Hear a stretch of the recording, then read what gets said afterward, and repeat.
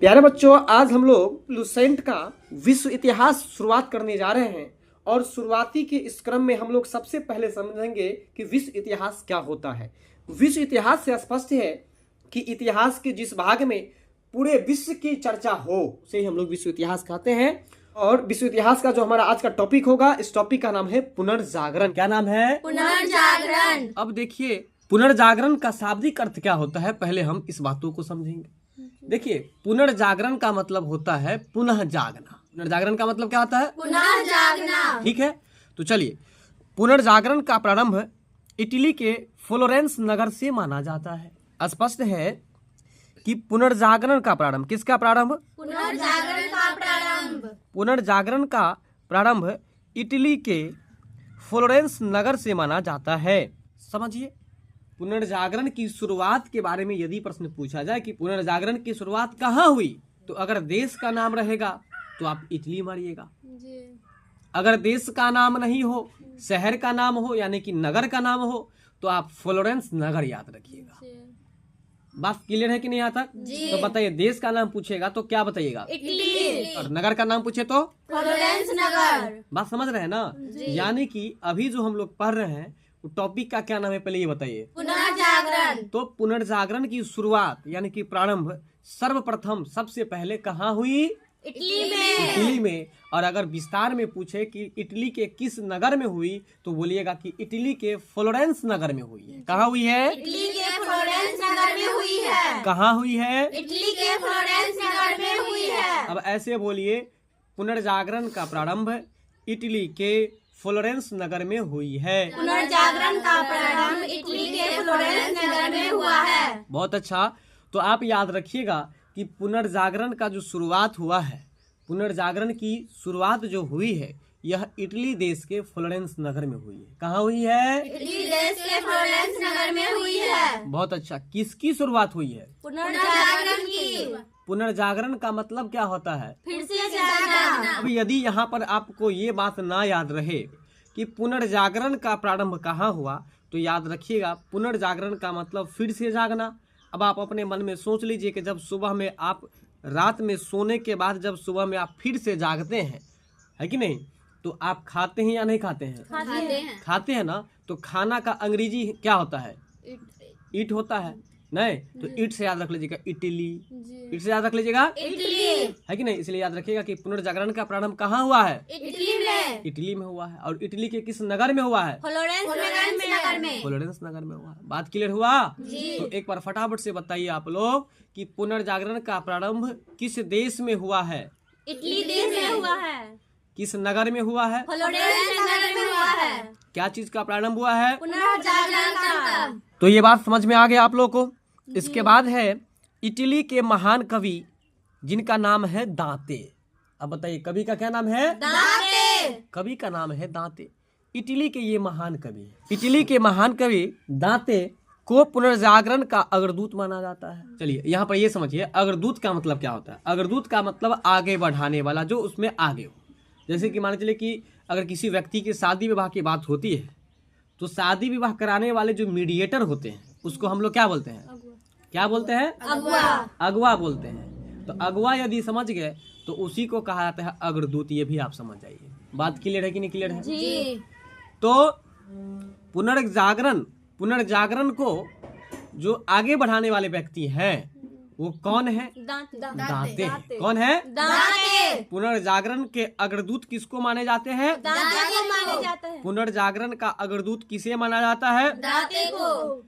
अब आपसे यदि ये प्रश्न पूछ दिया जाए कि दांते कौन था, तो आप कहेंगे कि दांते, यहाँ पर देख रहे हैं ना, आप कहेंगे कि दांते इटली के एक महान कवि थे। दांते कौन थे? इटली के महान कवि थे। अब आपसे हम पूछते हैं, बताइए कि पुनर्जागरण का अग्रदूत यानी कि आगे बढ़ाने वाला व्यक्ति कौन है? दांते। दांते कौन था? इटली के महान कवि थे। दांते कौन था? इटली के महान कवि थे। सही बात है, इटली का एक महान कवि था। दांते कौन था? इटली का एक महान कवि था। बहुत अच्छा। देखिए, यहाँ जो ब्रैकेट में दिया हुआ है 1260 और 1321, इसका मतलब हुआ कि दांते का जन्म 1260 ईस्वी में हुआ है और इनकी मृत्यु 1321 ईस्वी में हो गई। तो अब बताइए कि दांते का जन्म कब हुआ है? 1260 ईस्वी में। दांते का जन्म कब हुआ है 1260 ईस्वी में। और दांते की मृत्यु कब हुई है? 1321 ईस्वी में। दांते का जन्म कब हुआ है 1260 ईस्वी में। और मृत्यु कब हुई है? 1321 ईस्वी में। अब आप लोग बोलेंगे कि दांते का जन्म 1260 ईस्वी में हुआ, दांते का जन्म 1260 ईस्वी में हुआ। दांते की मृत्यु 1321 ईस्वी में हुआ। दांते की मृत्यु 1321 ईस्वी में हुआ। अब ऐसे बोलिए, दांते का जन्म 1260 ईस्वी में तथा इनकी मृत्यु 1321 ईस्वी में हो गई दांते का जन्म 1260 ईस्वी में और इनकी मृत्यु 1321 ईस्वी में हो गई। अब बताइए किनके मृत्यु की बात पढ़ रहे हैं हम लोग? दांते की मृत्यु के बारे में पढ़ रहे तो हैं। बताइए कि दांते किस देश के कवि थे? इटली देश के एक महान कवि थे। इटली के एक महान कवि थे, जी है ना? जी। तो अब सोचिए कि पुनर्जागरण का शुरुआत जो हुआ है वो आपको इटली में ही हुआ है और इटली का ही ना कोई व्यक्ति शुरू किया होगा। जी। ऐसा सोच लीजिए, याद रखने का बात बता रहे हैं आपको। दांती इटली का था तो इटली का ही ना व्यक्ति पुनर्जागरण का शुरुआत करेगा। जी। चलिए याद रख सकते हैं आसानी से। दांते जो थे ये इटली के एक महान कवि थे और इन महाकवि के द्वारा ही पुनर्जागरण की शुरुआत किया गया। की गई। जी। पुनर्जागरण की शुरुआत की गई। तो अब बताइए कि पुनर्जागरण के बारे में यदि आपसे प्रश्न पूछा जाए कि पुनर्जागरण से आप क्या समझते हैं, तो आप 2-4 बात लिख सकते हैं। जैसे कि पुनर्जागरण का शाब्दिक अर्थ हो गया फिर से जागना। पुनर्जागरण का प्रारंभ इटली के फ्लोरेंस नगर में हुआ था और पुनर्जागरण का अग्रदूत इटली के एक महान कवि दांते को माना जाता है। और अगर लिखना चाहे, कॉपी भरना चाहे तो थोड़ा सा ये भी लिख सकते हैं कि दांते का जन्म 1260 ईस्वी में हुआ और इनकी मृत्यु 1321 ईस्वी में हो गई। 21 ईस्वी में हो गई। बताइए बात समझे कि नहीं समझे? जी। चले आगे हम लोग। जी। आइए, इसके बाद और भी कुछ पॉइंट है आपके परीक्षा के व्यू से, तो उसको भी जरा जान लीजिए। देखिए लिखा है कि इनका जन्म फ्लोरेंस नगर में हुआ है। अब आपके माइंड में ये बात एक्सेप्ट हो गया होगा कि दांते इटली देश का था और वो फ्लोरेंस नगर का था, है कि नहीं? तो कहावत में है, कुत्ता भी अपने गली में शेर के बराबर होता है, ये सुने हैं ना? तो बस वही समझिए कि दांते जिस जगह का होगा वहीं पर अपना पहले पावर दिखाएगा। तो दांते का जन्म किस जगह पर हुआ है? फ्लोरेंस नगर में। दांते का जन्म किस देश में हुआ है? तो इटली में। तो इटली में ना पुनर्जागरण की शुरुआत होगी। अब आप पूरा बात समझ गए होंगे कि पुनर्जागरण की शुरुआत कहाँ हुई और पुनर्जागरण की शुरुआत करने वाले जो व्यक्ति थे, पुनर्जागरण की शुरुआत करने वाले जो अग्रदूत थे, कौन? दांते। उनका जन्म कहाँ हुआ है, कब हुआ है और कब इनकी मृत्यु हुई है। बात समझ में आ रहा है? तो बताइए कि दांते का जन्म कब हुआ है? 1260 ईस्वी में। अब ये बताइए कि दांते की मृत्यु कब हुई है? 1321 ईस्वी में। अब ये बताइए कि दांते का जन्म कहाँ हुआ है, फ्लोरेंस नगर में। किस देश में हुआ है? इटली देश में। और ये बताइए कि पुनर्जागरण की शुरुआत कहाँ हुई है? इटली के फ्लोरेंस नगर में। इटली के फ्लोरेंस नगर में। बात समझ में आ गया? तो ये सारा बात हम कनेक्ट कर दिए तो आपको पूरा बात समझ में आ गया होगा। चलिए आगे। चलिए, अगर कोई ये पूछ दे कि फ्लोरेंस नगर किस देश का एक शहर है? इटली देश का एक शहर है। इटली देश का एक शहर है। आगे है, दांते ने प्राचीन लैटिन भाषा को छोड़ दिया और तत्कालीन इटली की बोलचाल की भाषा थी टस्कन, है ना? तो टस्कन में वो क्या करते हैं, डिवाइन कॉमेडी नामक काव्य लिखते हैं। अब यहाँ से एक प्रश्न फिर से बन जा रहा है, डिवाइन कॉमेडी, बोलिएगा जरा। Divine comedy. अब देखिए, डिवाइन कॉमेडी नाम का एक काव्य है। काव्य का मतलब कविता, काव्य का मतलब कविता। यानी कि डिवाइन कॉमेडी जो है यह क्या है? एक कविता है। डिवाइन कॉमेडी क्या है? एक कविता है। कविता है। और यह डिवाइन कॉमेडी जो लिखा गया है वो लिखा गया है किनके द्वारा? दांते के द्वारा। किनके द्वारा लिखा गया है? दांते के द्वारा। दांते के द्वारा लिखा गया है। अब देखिए ना, इसको भी याद रखना बहुत आसान है, डिवाइन कॉमेडी नहीं, डिवाइन कॉमेडी। अब सोचिए, जब कॉमेडी आप लोग मोबाइल पर देखते हैं तो आप जो है हंसते हैं। जी। जब आप हंसेंगे दांत दिखाएगा ना, तो इसलिए याद रखिए डिवाइन कॉमेडी जो एक काव्य है, इस काव्य के जो रचनाकार हैं उनका नाम है, दांते। क्या नाम है, दांते। दांते। अगर कोई पूछे कि डिवाइन कॉमेडी क्या है, एक कविता है। कविता है, या कविता ऑप्शन में ना रहे तो काव्य याद रखिएगा।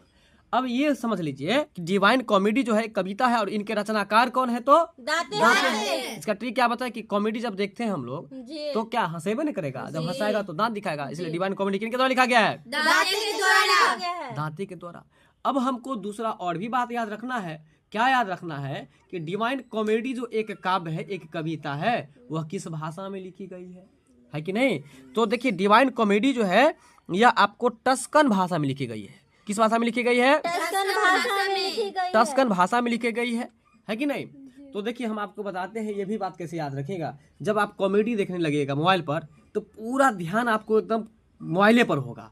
मतलब कोई आपको कोई काम भी बोल दे मम्मी या पापा, तो आप टस से मस नहीं होइएगा, टस से मस नहीं होंगे। इसलिए टस मस से याद कर लीजिएगा, है कि नहीं। टस्कन, टस्कन बोलिए, टस्कन। यानी कि डिवाइन कॉमेडी किस भाषा में लिखी गई है, टस्कन भाषा में। डिवाइन कॉमेडी किस भाषा में लिखी गई है, टस्कन भाषा में लिखी गई है। डिवाइन कॉमेडी क्या है, एक काव्य है। काव्य है। डिवाइन कॉमेडी क्या है, एक काव्य है। और डिवाइन कॉमेडी किनके द्वारा लिखी गई है, दांते के द्वारा। किनके द्वारा लिखी गई है। दांते के द्वारा। तो देखिए दांते ने क्या किया कि प्राचीन लैटिन भाषा को छोड़ दिया और इटली की बोलचाल भाषा। अगर आपसे कोई पूछ दे कि टस्कन जो है यह किस देश की भाषा है, इटली तो आप कहिएगा कि ट से टस्कन है और इटली में ट आ रहा है कि नहीं आ रहा है, तो इस दोनों से उसको जोड़ लीजिए। तो इटली की यह बोलचाल की भाषा है। बोलचाल की भाषा मतलब हो गया सामान्य भाषा, जो सब बोलता है। अब जैसे अंग्रेजी की बात करें तो बताइए यहाँ पर अंग्रेजी सब बोलता है, नहीं बोलता है। तो इसका मतलब बोलचाल की भाषा अंग्रेजी हुई कि नहीं हुई, नहीं हुई ना। तो मैथिली है, जैसे सब बोलता है तो मैथिली हो गया आपको बोलचाल की भाषा। बात समझ में आ रहा है ना। तो टस्कन एक भाषा है जो कि इटली की बोलचाल की भाषा है। बात क्लियर। दूसरा बात है कि इसी टस्कन भाषा में डिवाइन कॉमेडी की रचना की गई है।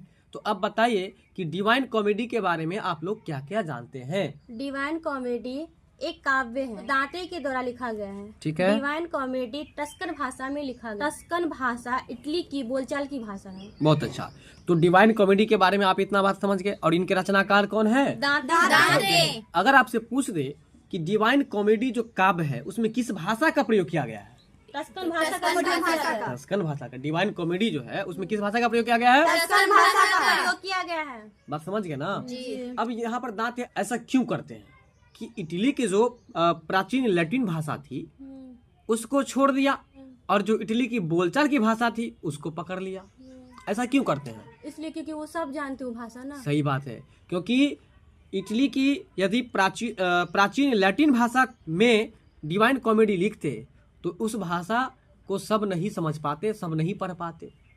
लेकिन जब बोलचाल की भाषा में लिखा गया तो इससे यह फायदा हुआ कि वो डिवाइन कॉमेडी सामान्य व्यक्तियों के द्वारा आसानी से पढ़ा जा सकेगा। इसी वजह से याद रखिएगा कि डिवाइन कॉमेडी को टस्कन भाषा में लिखी गई थी, ना कि इटली के प्राचीन लैटिन भाषा में लिखी गई। बात क्लियर है कि नहीं क्लियर है। तो बात समझ गए कि दांते ने प्राचीन लैटिन भाषा को छोड़कर तत्कालीन इटली की बोलचाल की भाषा टस्कन में डिवाइन कॉमेडी नामक काव्य लिखा। इसमें दांते ने स्वर्ग और नरक की एक काल्पनिक यात्रा का वर्णन किया है। अब इतना बात तो आप समझ ही गए। अब एक दो बात और समझ लीजिए आप कि डिवाइन कॉमेडी जो लिखा गया उस कॉमेडी में आखिर टॉपिक क्या है, किस बात पर चर्चा की गई है। तो याद रखिएगा डिवाइन कॉमेडी में स्वर्ग और नरक की काल्पनिक यात्रा है ना। काल्पनिक यात्रा का मतलब हुआ, एक बात बताइए, इसमें से कोई ऐसे आपके खानदान में, आपके संबंधी में कोई ऐसे व्यक्ति हैं जो स्वर्ग जो गए या नरक जो गए, तो किस रास्ता से गए, कैसे कैसे गए, रास्ता में क्या सब हुआ, कोई बताया आप लोगों को?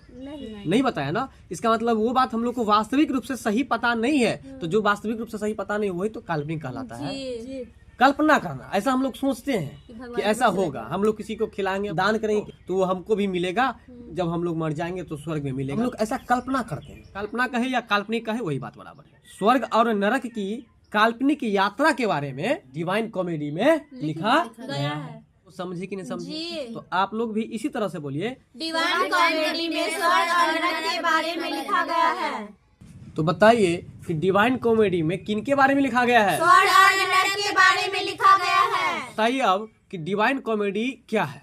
एक काव्य है। यह काव्य किनके द्वारा लिखा गया है? दांते के द्वारा लिखा गया है। इस काव्य में किन बातों पर चर्चा की गई है? स्वर और नरक की चर्चा की गई है। अब ये बताइए कि डिवाइन कॉमेडी किस भाषा में लिखी गई है? टस्कन भाषा में लिखी गई है। अब ये बताइए कि डिवाइन कॉमेडी के रचनाकार दांते का जन्म कब हुआ था? 1260 में। अब ये बताइए कि दांते की मृत्यु कब हुई थी? 1313 ईस्वी में। दांते का जन्म किस देश में हुआ था? इटली में हुआ था। इटली के किस नगर में हुआ था? फ्लोरेंस नगर में हुआ। बहुत अच्छा। आपका अगला प्रश्न है, दांते के बाद पुनर्जागरण की भावना का प्रशय देने वाला दूसरा व्यक्ति पेट्रोक था। देखिए, पेट्रोक एक व्यक्ति थे और इनके द्वारा पुनर्जागरण की भावना का प्रशय दिया गया था, है ना?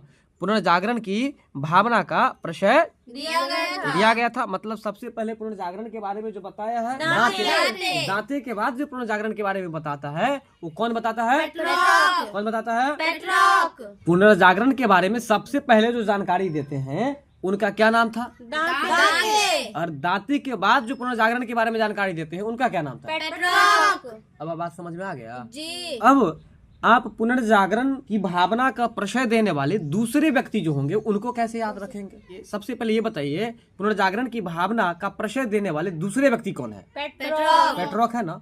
पेट्रोक में आप ध्यान दीजिए, ट्रक लगा हुआ, क्या लगा हुआ है? ट्रक। तो ट्रक से आप समझ लीजिए गाड़ी जो है ना, ट्रक जिससे माल ढोया जाता है। तो ट्रक जो होता है ना, लंबे दूरी तय करने के लिए ट्रक का प्रयोग किया जाता है। सामान लाद दिया और लंबी दूरी उससे तय किया जाता है। अब सोचिए, जब लंबी दूरी तय की जाएगी तो सीधी सी बात है कि उसमें ड्राइवर क्या को रहेगा? दो को रहेगा ना? क्यों दो को रहेगा? क्योंकि एक अगर मान चले थक जाता है तो दूसरा चलाएगा, एक रेस्ट कर लेगा फिर दूसरा चलाएगा। बात समझ में आ रहा है कि ना आ रहा है? इसलिए ऐसा सोच लीजिए कि पेट्रोक में लगा है ट्रक, और ट्रक जो गाड़ी है उसमें दो ड्राइवर रहेगा। इसी वजह से याद रखिए कि 2 नंबर पर आएगा कौन? पेट्रोक। यानी कि पुनर्जागरण की भावना का प्रशय देने वाला दूसरे नंबर का व्यक्ति कौन है? पेट्रोक। दूसरे नंबर का व्यक्ति कौन है? पेट्रोक। और पहले नंबर का व्यक्ति कौन है? दांते है। बात समझ गए ना? अगर यहाँ भी कंफ्यूजन हो जाए तो ये भी आप याद रख सकते हैं कि जब हम लोग सुबह में उठते हैं, जागते हैं, तो सबसे पहले हम लोग दांते ना साफ करते हैं। तो इसलिए पुनर्जागरण का जो पहला अग्रदूत होगा, पहला जो ये क्या कहते हैं प्रशय देने वाला व्यक्ति होगा, वो दांते हो जाएगा, और दूसरा जो व्यक्ति होगा उसका नाम पेट्रोक होगा। क्लियर?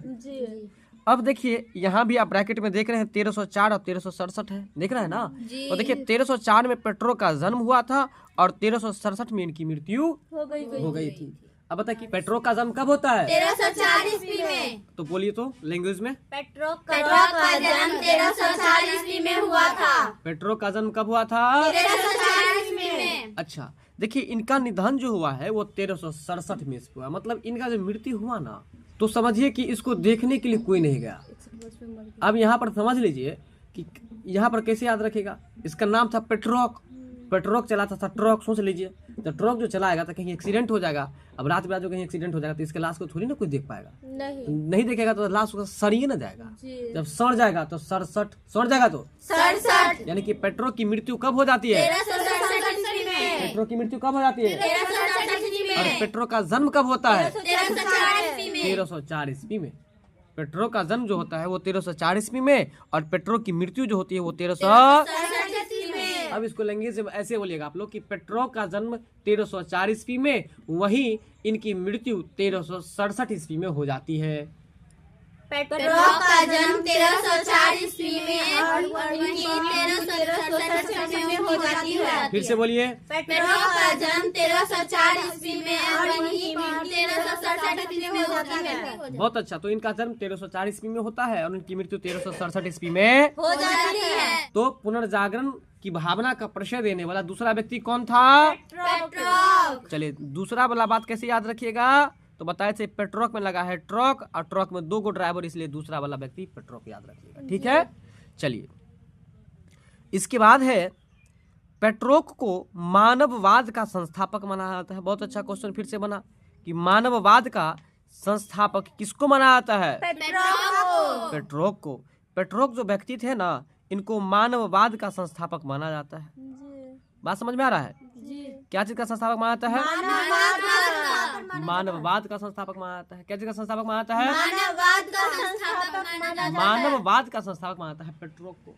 अब ये भी याद रखना बहुत ही आसान है, क्योंकि इनका नाम है पेट्रोक। और ट्रक जो चलाएगा वो कौन चलाएगा? जानवर।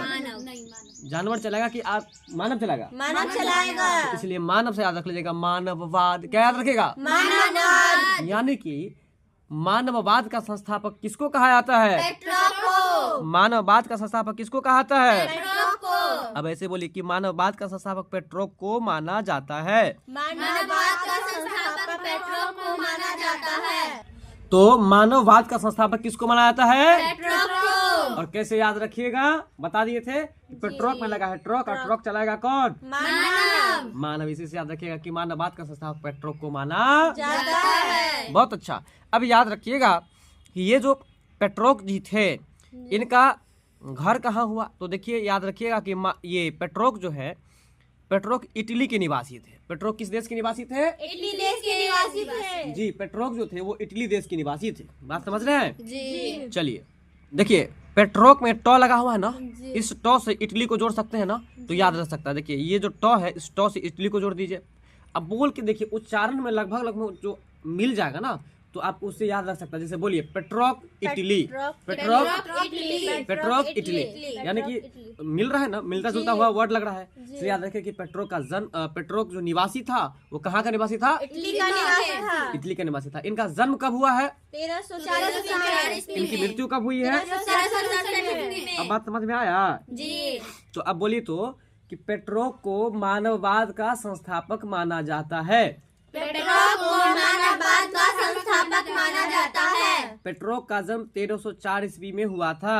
पेट्रोक का जन्म 1304 ईस्वी में हुआ था। पेट्रोक की मृत्यु 1367 ईस्वी में हुई थी। पेट्रोक की मृत्यु 1367 में हुई थी। पेट्रोक इटली का निवासी था। पेट्रोक इटली का निवासी था। पेट्रोक को पुनर्जागरण का दूसरा प्रश्रय देने वाला व्यक्ति माना जाता है। पेट्रोक को पुनर्जागरण का प्रश्रय देने वाला दूसरा व्यक्ति माना जाता है। पेट्रोक को पुनर्जागरण का प्रश्रय देने वाला दूसरा व्यक्ति माना जाता है। सही बात है। तो यहाँ तक बात क्लियर हो गया। जी। अब आगे हम लोग चलते हैं। अगला प्रश्न है, इटालियन गद्य का जनक कहानीकार बोकेशियो को माना जाता है। अब देखिए, इटालियन गद्य का जनक जो माना जाता है वो बोकेशियो को माना जाता है कि नहीं? नाम कुछ अल्टर दिख रहा होगा आप लोगों को, तो इसलिए जो है सो घबराना नहीं है। याद रखिएगा कि इटालियन गद्य का जनक किसे कहा जाता है। ठीक है, इटालियन गद्य का जनक बोकेशियो को कहा जाता है।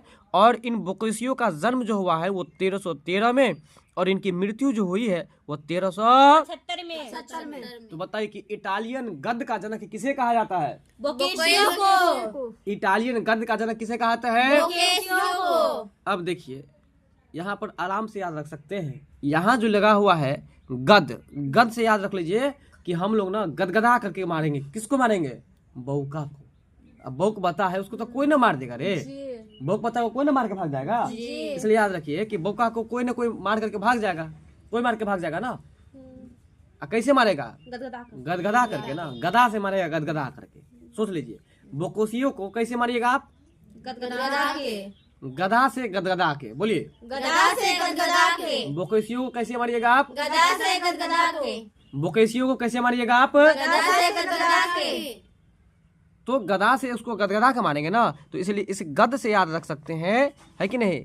गदगदा के। बात समझ में आ रहा है? यानी कि अब गदगदाने से जब इतना याद हो जाए कि गदगदा के मारेंगे बौका को, यानी कि बोकेशियो, है कि नहीं? तब ये भी याद हो ही जाएगा कि इटालियन गद्य का जनक किसे कहा जाता है। तो याद रखिएगा कि इटालियन गद्य का जनक क्या चीज? इटालियन गद्य का जनक। इटालियन गद्य का जनक बोकेशियो को माना जाता है। बोलिए, इटालियन गद्य का जनक बोकेशियो को माना जाता है। इटालियन गद्य का जनक बोकेशियो को माना जाता है। इटालियन गद्य का जनक बोकेशियो को माना जाता है। बहुत अच्छा। और दूसरा ये भी बात याद रखिएगा कि बोकेशियो का जन्म 1313 में। देखिए, बौक आदमी है तो सब ने उसको गदगदा के चला जाता है। तो गदगदा के चले जाए, चाहे लाठी से मारे चाहे जैसे मारे। एक तरह से सोचिए तो हम लोग जब किसी को मारते हैं तो हम लोग बोलते हैं कि दिलिए ओकरा तरतरा के। हम बोलते कि नहीं बोलते हैं आप लोग? जब किसी को मारते तो बोलते हैं कि इसको तरतरा दिए, एकदम हम तरतरा दिए, यानी कि 13 जी तरतरा दिए, दो बार बोलते हैं ना, जी। तो 13 याद रख लीजिएगा। जी। यानी कि बोकेशियो का जन्म जो हुआ है वो 1313 13 ईस्वी में, और इनकी मृत्यु जो हुई है वो 1375 ईस्वी में हुई। जी बोकेशियो की मृत्यु कब हुई है? 1375 ईस्वी में। बोकेशियो की मृत्यु कब हुई है? 1375 ईस्वी में। 1375 ईस्वी में हुई। जन्म कब हुआ है? 1313 ईस्वी में। और मृत्यु कब हुई है? 1375 ईस्वी में। बात समझ गए ना? जी। तो अभी हम लोग बोकेशियो के बारे में पढ़े, तो बताइए आप लोग और बोलिए ऐसे कि बोकेशियो का जन्म 1313 ईस्वी में हुआ और इनकी मृत्यु 1375 ईस्वी में हुआ। बोलिए। बोकेशियो का जन्म 1313 ईस्वी में हुआ और इनकी मृत्यु 1375 ईस्वी में हुई। बात समझ गए? जी। चलिए, इसके बाद है कि इटालियन गद्य का जनक, फोकस कर रहे हैं गद्य पर, ध्यान दे रहे हैं ना? जी। इटालियन गद्य का जनक, मतलब गद्य से बोले थे याद करने के, गदगदा देंगे। किसको गदगदा देंगे? बोका आदमी को। बोक आदमी को। जी इसीलिए इटालियन गद्य का जनक किसे कहा जाता है? बोकेशियो को। बोकेशियो कहा जाता है। और इनका जन्म कब हुआ है? 1313 ईस्वी में। इनकी मृत्यु कब हुई है? 1375 ईस्वी में। बात समझ रहे हैं ना? जी ध्यान रखिएगा। इसके बाद जो है आपका अगला प्रश्न, कहानीकार बोकेशियो की डेकामेरोन, कहानीकार बोकेशियो की डेकामेरोन प्रसिद्ध पुस्तक है। बस कुछ समझ में आया आप लोगों को? जी कहानी, देखिए, मतलब बोकेशियो एक कहानीकार है। बोकेशियो एक कहानीकार है। जी बोकेशियो एक कहानीकार है। तो देखिए, इनकी जो एक कहानी है, इनका जो एक पुस्तक है, किनका? बोकेशियो का डेकामेरोन। डेकामेरोन पुस्तक जो था ना, जी वो बहुत ही ज्यादा इनका प्रसिद्ध हुआ था, बहुत ही ज्यादा फेमस हुआ था। याद रखिएगा, किनकी पुस्तक है बोकेशियो की। और उस पुस्तक का क्या नाम है? डेकामेरॉन। देखिए, एगो बात बताते हैं। बोकेशियो मान के चलिए मेहनत करके, अरे भाई कोई भी काम करता है तो मेहनत लगता है ना, जी तो समझिए कि बोकेशियो नाम का व्यक्ति था जो एक कहानीकार था, बड़ी मेहनत से एक पुस्तक लिखता है, जिस पुस्तक का नाम रखा डेकामेरोन। क्या नाम रखा? डेकामेरॉन। तो अब सोचिए कि डेकामेरोन है ना, अब कोई पुस्तक आप लिखे, यानी कि बोकेशियो लिखा और वो पुस्तक इसका खूब फेमस हो गया, खूब वायरल हो गया। तो हम आपको बता रहे थे डेकामेरोन पुस्तक के बारे में। जी ये जो इनका पुस्तक था बहुत ही ज्यादा फेमस हुआ था। डेकामेरोन एक पुस्तक है और इस पुस्तक के जो रचनाकार है वो कौन है? बोकेशियो।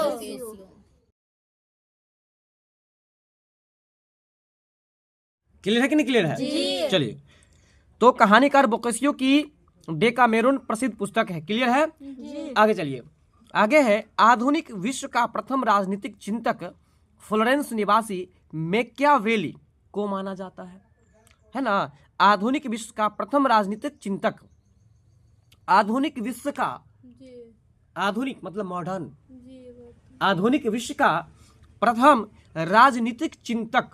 कौन चिंतक? राजनीतिक चिंतक। हाँ, प्रथम राजनीतिक चिंतक जो माना गया, प्रथम राजनीतिक चिंतक जो माना गया वो किनको माना गया?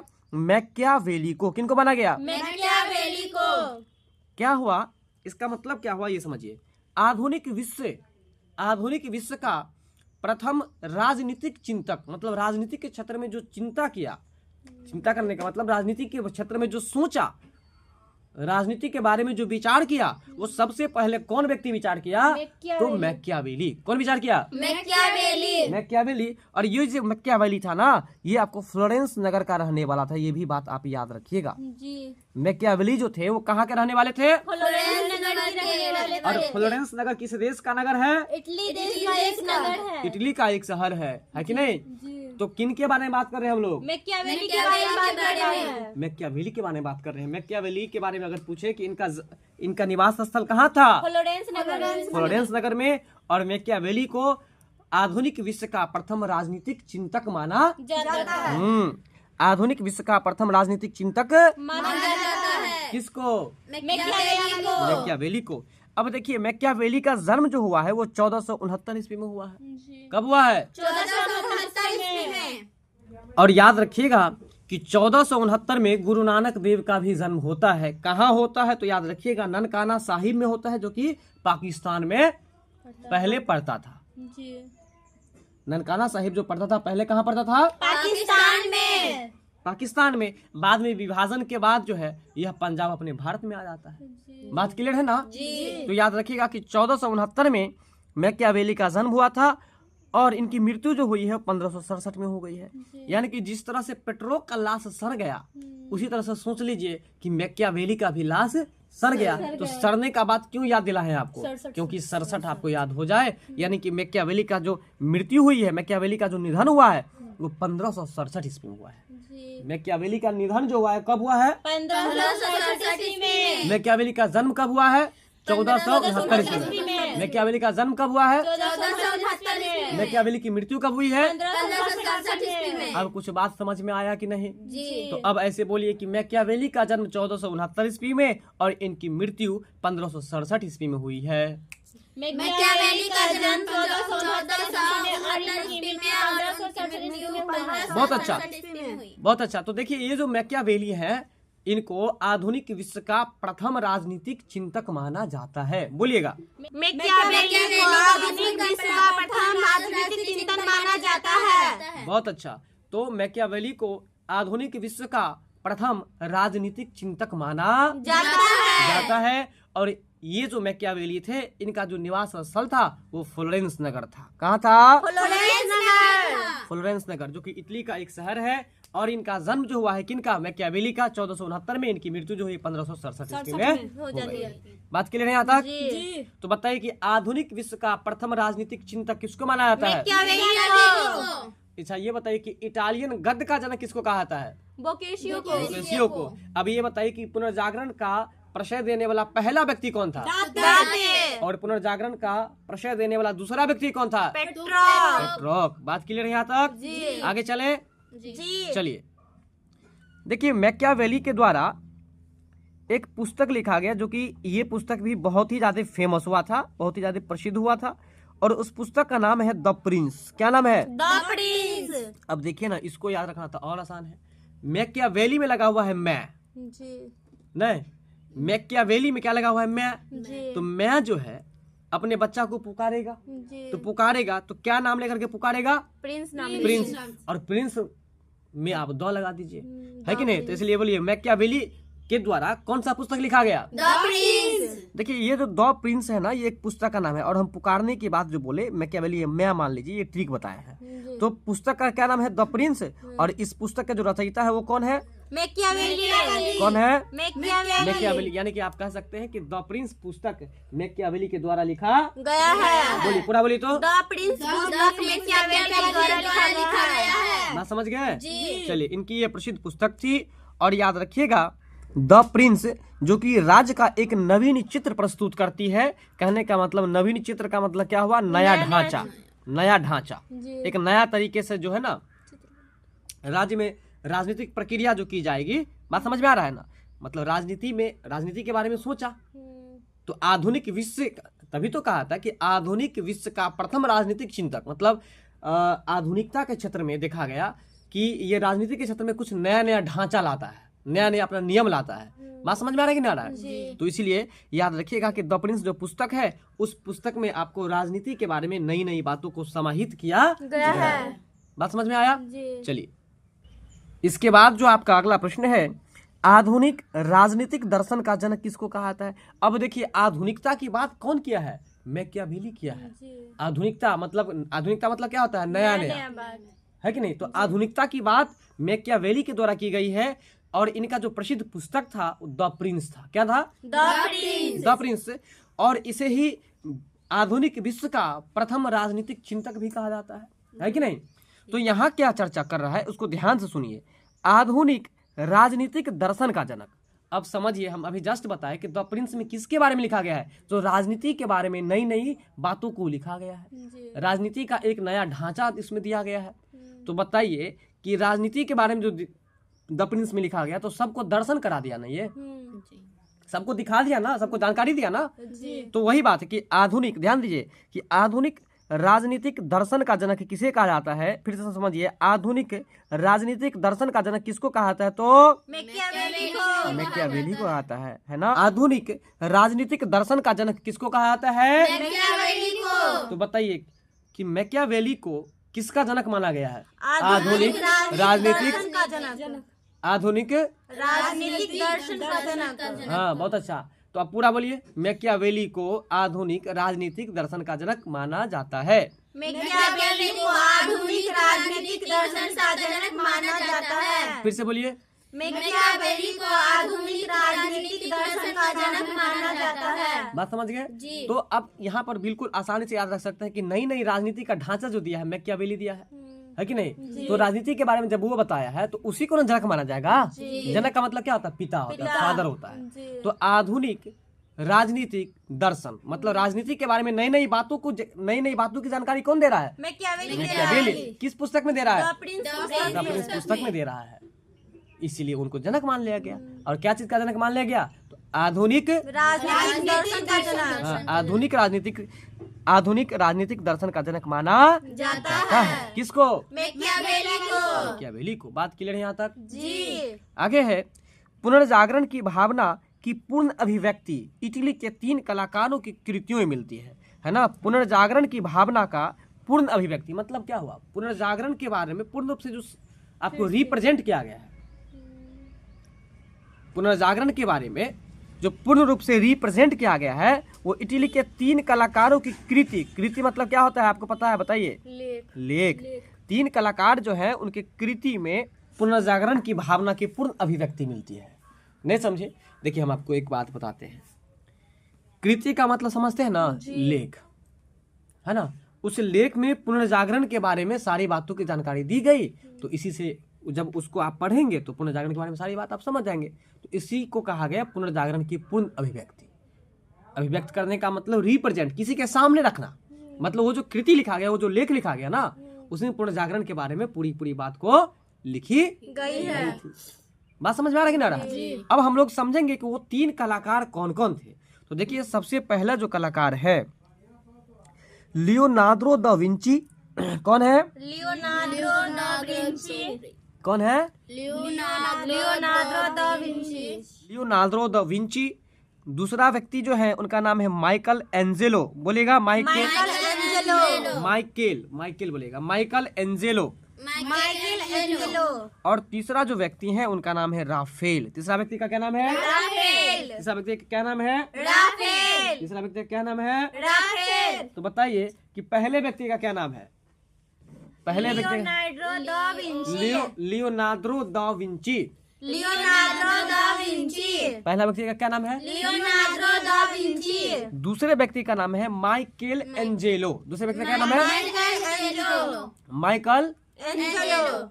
चलिए इन तीनों कलाकारों का नाम हम लोग याद रखते हैं एक बार फिर से। सबसे पहले व्यक्ति का नाम है लियोनार्डो दा विंची। दूसरे व्यक्ति का नाम है माइकल एंजेलो। और तीसरे व्यक्ति का नाम है राफेल। तो बताइए कि पहले जो कलाकार थे उनका क्या नाम था? Leonardo da Vinci. दूसरे व्यक्ति का क्या नाम था? Michael Angelo. और तीसरे व्यक्ति का क्या नाम था? राफेल। बात समझ गए ना? तो ये जो 3 व्यक्ति थे, है ना, पुनर्जागरण के बारे में पूर्ण रूप से अभिव्यक्ति जो की गई है किन 3 कलाकारों की कृति में की गई? बताइए। लियोनार्डो दा विंची, ठीक है, माइकल एंजेलो, राफेल। अब बात समझ में आ गया ना? तो ये जो 3 व्यक्ति थे और इनकी जो कृति थी, है ना, इन कृति को पढ़ने के बाद आप पुनर्जागरण के बारे में खूब अच्छी तरीका से समझ सकते थे, पुनर्जागरण के बारे में खूब अच्छा से जान सकते थे। तो इसी को कहा गया है पूर्ण अभिव्यक्ति। जैसे अगर हम आपको दे गुलाब का फूल बनाने के लिए, इसको भी दे, इसको भी दे, इसको भी दे, है कि नहीं? लेकिन उसमें तो एक व्यक्ति होगा जिसका सबसे अच्छा होगा। तो जिसका सबसे अच्छा होगा, सबसे अच्छा क्यों लगा? क्योंकि वह पूर्ण रूप से अभिव्यक्ति कर दिया। कहने का मतलब जिस तरह से गुलाब फूल होता है नेचुरली रूप से, सेम टू सेम अगर बना दिया, इसका मतलब वो गुलाब फूल बनाने में अपना पूर्ण अभिव्यक्ति कर दिया। बात समझ में आया कि नहीं आया? और जिसका आधा अधूरा रह गया मतलब पूर्ण अभिव्यक्ति उसमें नहीं किया गया।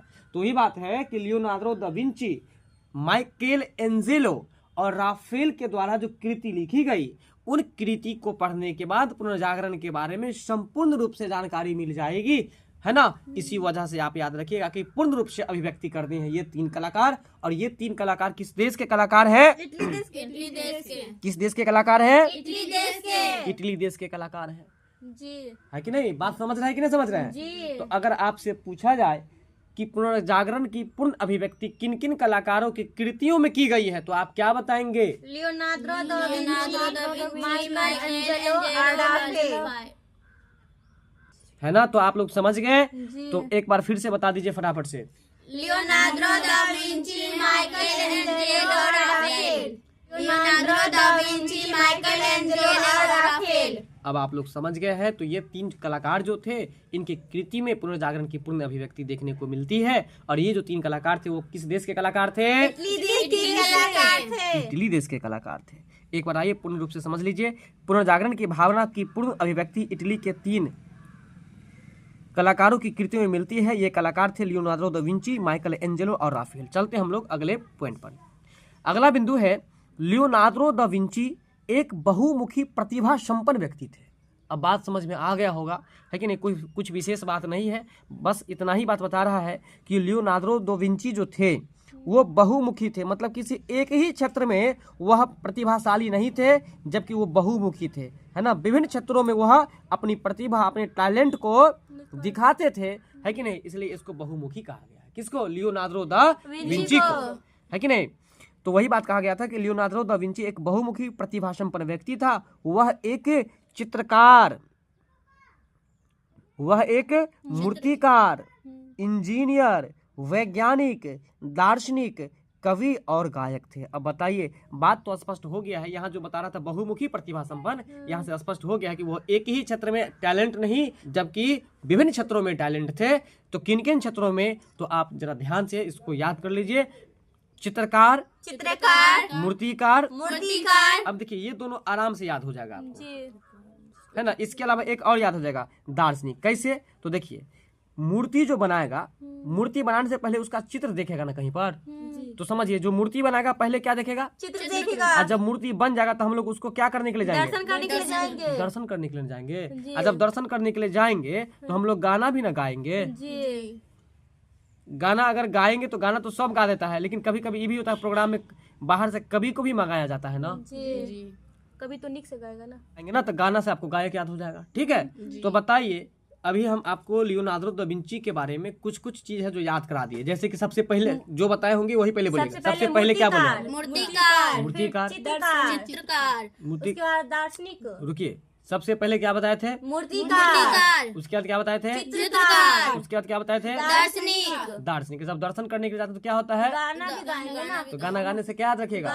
गायक। यानी कि लियोनार्डो दा विंची में ये 4 गुण जो था ये याद हो गया होगा। मूर्तिकार, चित्रकार, दार्शनिक और गायक जी। इसके बाद अब आपको जो 1-2 बच गया वो भी समझ लीजिए। एक इंजीनियर बच गया और दूसरा आपको वैज्ञानिक बच गया। अब देखिए, इंजीनियर जो बनता है वो साइंस से बनता है। इंजीनियर किस विषय को पढ़ने के बाद बनता है? साइंस से पढ़ने के बाद। साइंस से इंजीनियर बनेगा तो साइंस से जोड़ दीजिए साइंटिस्ट। और साइंटिस्ट का मतलब क्या होता है? वैज्ञानिक। अब आपको समझ में आ गया होगा कि वो एक इंजीनियर भी थे और वो एक वैज्ञानिक भी थे। बताइए, ये दोनों भी याद हुआ कि नहीं? इसके बाद जो एक बच गया वो बच गया आपको एक कवि बच गया। क्या बच गया?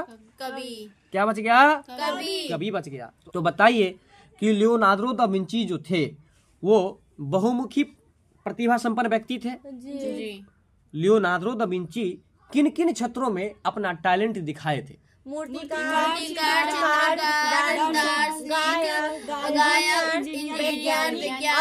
क्षेत्र में। बात समझ गए ना? तो इतने क्षेत्रों में बहुत ही टैलेंट थे। कौन कौन सा क्षेत्र था ये भी आपको हम एक बार फिर से बता देते हैं। मूर्तिकार, चित्रकार, दार्शनिक, गायक, इंजीनियर, वैज्ञानिक और कवि। इतने क्षेत्रों में बहुत ही ज्यादा वो टैलेंट थे। इसलिए याद रखिएगा कि लियोनार्डो दा विंची जो थे वो एक बहुमुखी प्रतिभा संपन्न व्यक्ति थे। इसके बाद आपका अगला पॉइंट है, Leonardo da Vinci the last सपर और मोनालिसा नामक अमर चित्रों के रचयिता होने के कारण प्रसिद्ध है। कहने का मतलब ये है कि यहाँ बात हो रही है लियोनार्डो दा विंची पर। बात किस पर हो रही है? लियोनार्डो दा विंची पर। कह रहा कि लियोनार्डो दा विंची यदि लोगों के बीच फेमस है तो उसके पीछे 2 कारण है। एक कारण है द लास्ट सपर और दूसरा कारण है मोनालिसा। एक कारण है द लास्ट सपर और दूसरा कारण है मोनालिसा। यानी कि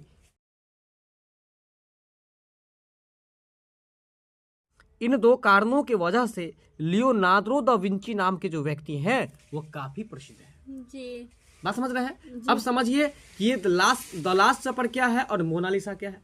तो याद रखिएगा, द लास्ट सपर जो है और द लास्ट सपर और मोनालिसा ये दोनों लियोनार्डो दा विंची के द्वारा बनाया गया एक पेंटिंग है। बात समझ में आ रहा है कि नहीं? क्या है? एक पेंटिंग है। बात समझ गए? एक चित्र है। बात समझ में आ रहा है? तो इसलिए यहाँ पर लिख दिया है अमर चित्र। अमर चित्र का मतलब यहाँ पर अगर नहीं समझे तो बस सिंपल आप समझ लीजिए चित्र, पेंटिंग। ठीक है? तो ये जो दो पेंटिंग बनाया गया, द लास्ट सपर और मोनालिसा, इन दो चित्रों की वजह से लियोनार्डो दा विंची नाम के व्यक्ति अधिक फेमस हो जाते हैं। जी। तो याद रखिएगा कि द लास्ट सपर किनके द्वारा लिखा गया है? लियोनार्डो दा विंची के द्वारा। द लास्ट सपर चित्र किनके द्वारा बनाया गया? लियोनार्डो दा विंची के द्वारा। हाँ, और मोनालिसा?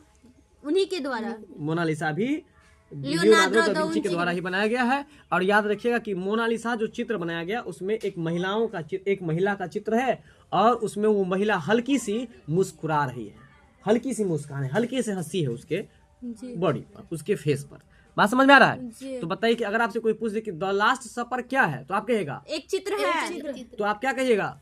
एक चित्र है। एक चित्र है। और मोनालिसा क्या है? वो भी एक चित्र है। वो भी एक चित्र है। और इन्हीं दो कारणों की वजह से लियोनार्डो दा विंची फेमस हो जाते हैं। जी। फेमस हो जाते हैं। कौन फेमस हो जाते हैं? Leonardo da Vinci. किन कारणों से फेमस होते हैं? द लास्ट सपर के कारण से और मोनालिसा के कारण से। हाँ, द लास्ट सपर और मोनालिसा, है कि नहीं? ये दो चित्र की वजह से लियोनार्डो दा विंची फेमस हो जाते हैं। बात समझ में आया कि नहीं आया? जी। चलिए, तो द लास्ट सपर क्या है बताइए तो? एक चित्र है। एक चित्र है। और मोनालिसा क्या है? वो भी चित्र है। ये भी एक प्रकार का चित्र है। ठीक है? और इस चित्र के रचयिता कौन है? Leonardo da Vinci. Leonardo da Vinci है। लियोनार्डो दा विंची ने कहा कि लो, अब तो ये मेरा लास्ट पोजीशन है, अब तो हमारा लास्ट ही है, अब हम जा रहे हैं, तुम लोग इस चित्र को संभाल करके रखना। बात समझ में आ रहा है? तो सोच लीजिए ऐसा करके कि ऐसा क्या चीज का चित्र था। तो समझ लीजिए कि अभी कुंभ मेला में मोनालिसा वायरल हुई है, तो मोनालिसा का चित्र था। बात समझ में आ रहा है ना? तो लियोनार्डो दा विंची क्या कहा कि लो ये चित्र मोनालिसा का, है कि नहीं? किसका? मोनालिसा का। अब ये मेरा लास्ट सपर है, यानी कि द लास्ट सपर और मोनालिसा ये दोनों एक प्रकार का चित्र है। और इस चित्र के रचयिता लियोनार्डो दा विंची है। और इसी दो कारण से जो है सो लियोनार्डो दा विंची प्रसिद्ध हुए थे। बात समझ गए? चलिए, तो ये था आपको लियोनार्डो दा विंची के प्रसिद्धि का कारण। इनके कितने कारण? 2 कारण। कौन कौन कारण? द लास्ट सपर और मोनालिसा। द लास्ट सपर और मोनालिसा क्या था? एक चित्र था। एक चित्र था। मोनालिसा चित्र में क्या चीज का दृश्य है? एक औरत का। और वो औरत का चित्र कैसा है? हल्की सी मुस्कुराहट के साथ है, उनके फेस पर हल्की सी मुस्कुराहट है। तो लियोनार्डो दा विंची के बारे में इनके प्रसिद्धि का कारण तो आप समझ गए। इसके बाद है अब आपको माइकल एंजेलो। क्या है? Michael Angelo. तो माइकल एंजेलो भी एक अद्भुत मूर्तिकार और चित्रकार था। बात समझ में आ रहा है? वहां पढ़े थे आप लियोनार्डो दा विंची के बारे में। लियोनार्डो दा विंची जो थे वह एक मूर्तिकार थे, वो एक चित्रकार थे, वो एक इंजीनियर थे, वो एक वैज्ञानिक थे, वो एक कवि थे, वो एक गायक थे और एक दार्शनिक भी थे। लेकिन यहाँ पर बात हो रही है माइकल एंजेलो के बारे में। किसके बारे में? माइकल एंजेलो के बारे में। माइकल एंजेलो के बारे में बात हो रही है। ठीक है ना? देखिए, माइकल एंजेलो जो थे यह एक मूर्तिकार थे और चित्रकार थे। क्या क्या थे? एक मूर्तिकार थे और चित्रकार भी थे। एक मूर्तिकार थे और दूसरा क्या थे? चित्रकार थे। है कि ना? ये मूर्ति भी बनाते थे और चित्र भी बनाते थे। कौन? Michael Angelo. जब मूर्ति कोई बनाएगा तो मूर्ति देखने से पहले वो पहले चित्र को देखेगा ना कि भाई यह मूर्ति किस प्रकार का बनेगा। बात समझ रहे हैं कि नहीं समझ रहे हैं? इसलिए याद रखिए, मूर्तिकार और चित्रकार दोनों को एक साथ रखिएगा। यानी कि माइकल एंजेलो जो थे वह एक मूर्तिकार भी थे और एक चित्रकार भी थे। माइकल एंजेलो जो थे वह एक मूर्तिकार भी थे और एक चित्रकार भी थे। माइकल एंजेलो जो थे वह एक मूर्तिकार भी थे और एक चित्रकार भी थे। बात समझ गए? अब बोले तो माइकल एंजेलो एक मूर्तिकार और चित्रकार थे। माइकल एंजेलो एक मूर्तिकार और चित्रकार भी थे। माइकल एंजेलो एक मूर्तिकार और चित्रकार भी थे।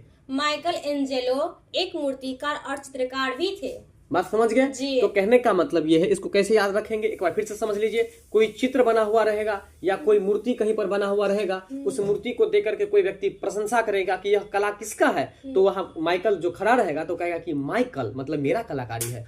इसी ट्रिक से याद रख लेंगे कि माइकल एंजेलो जो थे वो एक मूर्तिकार भी थे और एक चित्रकार भी थे। बात क्लियर? जी। चलिए इसके बाद आगे है द लास्ट जजमेंट। देखिए इससे पहले जो था वो था द लास्ट सपर और यहाँ पर क्या है? द लास्ट जजमेंट है। क्या है? द लास्ट जजमेंट है। तो अब यहाँ पर ध्यान देने का बात है, यहाँ पर जजमेंट है और वहां पर सपर था, ठीक है ना। तो सपर में था लियोनार्डो दा विंची और यहाँ पर जजमेंट है। तो देखिए ना ये कितना आसानी से याद हो जाएगा। यहाँ पर जो से जजमेंट है और माइकल एंजेलो में एंजेलो लगा हुआ है, जेलो, जो से जेलो, जो से जजमेंट। अब बताइए कि जजमेंट मतलब क्या होता है? जजमेंट का मतलब होता है न्याय। जजमेंट मतलब न्याय, और न्याय कौन देता है? जज देता है। तो जजमेंट मिलेगा कब मिलेगा? जब कोई जेल में पकड़ा जाएगा तब ना जजमेंट मिलेगा। तो जेल से याद हो जाएगा जजमेंट, यानी कि जजमेंट कब मिलेगा? जब कोई जेल में, जब किसी का जेल हो जाएगा, जेल में पकड़ा जाएगा तब उसको जजमेंट मिलेगा, तब जेल से उसको छोड़ देगा। नहीं समझे मेरी बात? द लास्ट जजमेंट एवं द फॉल ऑफ मैन, है ना? क्या है? द लास्ट जजमेंट एवं the fall of man. The fall of man ये जो है ना ये एक कृति है, याद रखिएगा। और ये जो कृति है वो किनके द्वारा लिखा गया है, ठीक है ना? तो द लास्ट जजमेंट और द फॉल ऑफ मैन ये एक कृति है और ये कृति माइकल एंजेलो की कृति है। किसकी कृति है? माइकल एंजेलो का कृति है। हाँ, माइकल एंजेलो के द्वारा यह कृति लिखी गई है, यानी कि यह लेख लिखा गया है। कौन सा लेख है? द लास्ट जजमेंट और द फॉल ऑफ मैन। बोलेगा द लास्ट जजमेंट एवं द फॉल ऑफ मैन। जी। अब देखिए इसको याद रखना बहुत आसान है। जो से जजमेंट और जो से जेल हम पहले बता दिए हैं कि जजमेंट मतलब न्याय, और न्याय हम लोग कब लेंगे? जब हम लोग जेल में रहेंगे तो कहेंगे कि मुझे न्याय दीजिए, हम जेल में अब नहीं रहेंगे। तो इसलिए याद रखिएगा द लास्ट जजमेंट मतलब हम लास्ट बार कह रहे हैं जज साहब आप मुझे न्याय दीजिए, अब हम जेल में नहीं रहेंगे। इसलिए बताइए द लास्ट जजमेंट किनके द्वारा लिखा गया है? Michael Angelo. तो यह भी आपको माइकल एंजेलो के द्वारा ही लिखा गया है, ठीक है? तो देखिए the fall of man, the fall of man. अब यहाँ पर ऐसा समझ लीजिए कि कोई व्यक्ति यदि जेल में रहेगा तो जेल में क्यों रहेगा? क्योंकि उसके कर्मों का फल रहेगा ना। कर्मों का फल मतलब जैसा किया वैसा उसको फल मिला। तो इसलिए याद रखिएगा द फल से याद रख लीजिएगा, द फल से याद रख लीजिएगा, फल से क्या याद रख लीजिएगा? फल, यानी कि द फॉल ऑफ मैन। मतलब कि मैन मतलब आदमी होता है कि नहीं, ऑफ मतलब का, और फाल मतलब यहाँ पर फल याद रखिए, यानी कि आदमी का फल था कि वो जेल में था, ये याद रखिए। यानी कि द फॉल ऑफ मैन। बोलिएगा द फॉल ऑफ मैन। तो यहाँ पर हम आपको क्या बता रहे थे कि व्यक्तियों का ही, आदमी का ही फल है कि वो जेल में था। कौन? ऐसा सोच लीजिए कि माइकल एंजेलो चला गया जेल में। जेल में क्यों गया? क्योंकि उसके कर्मों का फल था। तो इसलिए आदमी का ही फल था, यानी कि उसका ऐसा फल था जिसके कारण से वो जेल में चला गया। इसी बात से याद रखिएगा द फॉल ऑफ मैन। फल से याद रख लीजिएगा फॉल, फल से याद कर लीजिएगा फॉल, यानी कि the fall of man. The fall of man, बोलिए the fall of man. The fall of man, फिर से बोलिए the fall of man. The fall of man जो है यह एक कृति है। द फॉल ऑफ मैन जो है ये क्या है? एक कृति है। और यह कृति किनके द्वारा लिखी गई है? तो माइकल एंजेलो के द्वारा। तो एक बार फिर से समझ लीजिए कि आप ये द फॉल ऑफ मैन कृति को और उनके लेखक को कैसे याद रखेंगे। तो आपको बताए मैन मतलब आदमी, ऑफ मतलब का, और फॉल मतलब फल समझ लीजिए। यानी कि आदमी का फल, यानी कि आदमी का ही फल था जिसके कारण से वो जेल चला गया। कौन? Michael Angelo. यानी कि the fall of man, the fall of man किनकी कृति है? माइकल एंजेलो का। और द लास्ट जजमेंट किनकी कृति है? ये भी इन्हीं का है, माइकल एंजेलो का। ही है। तो अब ऐसे बोलिए कि द फॉल ऑफ मैन और the last judgement Michelangelo की कृति है। द लास्ट जजमेंट और द फॉल ऑफ मैन ये दोनों जो है एक लेख है जो माइकल एंजेलो के द्वारा लिखा गया है। बहुत अच्छा, तो बात यहाँ तक क्लियर है। इसके बाद है आपको सिस्तान के गिरजाघर, है ना? सिस्तान के गिरजाघर की छत में माइकल एंजेलो के द्वारा चित्र बनाए गए हैं, है ना? याद रखिएगा कि सिस्तान के गिरजाघर में काफी महत्वपूर्ण वर्ड है। सिस्तान का जो गिरजाघर है, गिरजाघर समझते हैं कि नहीं पहले बताइए। देखिए गिरजाघर का मतलब होता है ईसाई धर्म, है ना? ईसाई धर्म का जो धार्मिक स्थल होता है, यानी कि पूजा पाठ प्रार्थना करने का जो स्थल होता है उसको ही गिरजाघर कहा जाता है। जैसे अपने सबका जो धार्मिक स्थल होता है उसको क्या कहते हैं? मंदिर। मंदिर कहते हैं। तो वही ईसाई धर्म के लोग जो पूजा पाठ करते हैं उस स्थल को क्या कहते हैं? गिरजाघर। गिरजाघर कहते हैं। अब क्लियर? तो ध्यान दीजिए, सिस्तान एक जगह है और उस जगह का जो गिरजाघर है उस गिरजाघर की छत में, किसमें? छत में माइकल एंजेलो के द्वारा ही चित्र बनाई गई है। अब बात समझ में आया? सिस्तान के गिरजाघर में, किस गिरजाघर में? सिस्तान के गिरजाघर में। सिस्तान के गिरजाघर में माइकल एंजेलो के द्वारा ये चित्र बनाई गई है। अब बताइए कि सिस्तान के गिरजाघर में किनके द्वारा चित्र बनाई गई है? माइकल एंजेलो के द्वारा। याद रखिएगा कि सिस्तान का जो गिरजाघर है और उस घर के छत में जितना भी चित्र बना है वो सब चित्र माइकल एंजेलो के द्वारा ही बनाया गया है। अब समझिए, गिरजाघर है ना, ठीक है ना, गिरजाघर। अब समझिए, जब कहीं कोई व्यक्ति गिर जाएगा तो व्यक्ति दूसरे पर क्या सोचेगा? माइकल एंजेलो पर ही सोच लीजिए। ध्यान दीजिए, माइकल एंजेलो जब गिर जाएगा तो वो सुस्ताएगा। सुस्तान से याद हो जाएगा सिस्तान, सुस्तान से याद हो जाएगा सिस्तान, यानी और गिर जाएगा मतलब गिरजाघर। तो अब बताइए कि कहाँ की गिरजाघर की बात हो रही है? सिस्तान की गिरजाघर। कहाँ की गिरजाघर की बात हो रही है? सिस्तान की गिरजाघर की बात हो रही है। सही बात है। सिस्तान का जो गिरजाघर है उस गिरजाघर के छत में जितने भी चित्र बने हुए हैं, उस छत में जितने भी चित्र बने हुए हैं वो सब चित्र माइकल एंजेलो के द्वारा ही बनाई गई है। बात समझ में आ रहा है ना? तो याद रखिएगा, माइकल एंजेलो के द्वारा ही बनाई गई है। और इसका दूसरा ट्रिक ये भी है कि माइकल एंजेलो के बेचारा को जेल हो गया था तो जेल में जाके सुस्ते हुए नहीं करता था। तो इससे से भी याद रख सकते हैं आप। सुस्ताएगा मतलब कि सिस्तान की गिरजाघर में जो छत में जितना भी चित्र बना हुआ किसके द्वारा बनाया गया है? माइकल एंजेलो के द्वारा। माइकल एंजेलो के द्वारा। तो बताइए, ये भी याद हुआ कि नहीं याद हुआ? इसके बाद है आपको राफेल भी इटली का एक चित्रकार था। पीछे पढ़े थे ना राफेल। तो राफेल वर्ड जो था ना उसका शुद्ध यहाँ पर यह है, याद रखिएगा। तो वहां पर भी जो है आप राफेल जो पढ़े थे समझिए कि वो गलत पढ़े थे। यहाँ पर राफेल याद रखिएगा। क्या याद रखिएगा? राफेल। तो राफेल भी इटली का एक चित्रकार था। वो जो राफेल नाम का व्यक्ति था ना वो भी इटली का एक चित्रकार था। बात समझ में आ रहा है?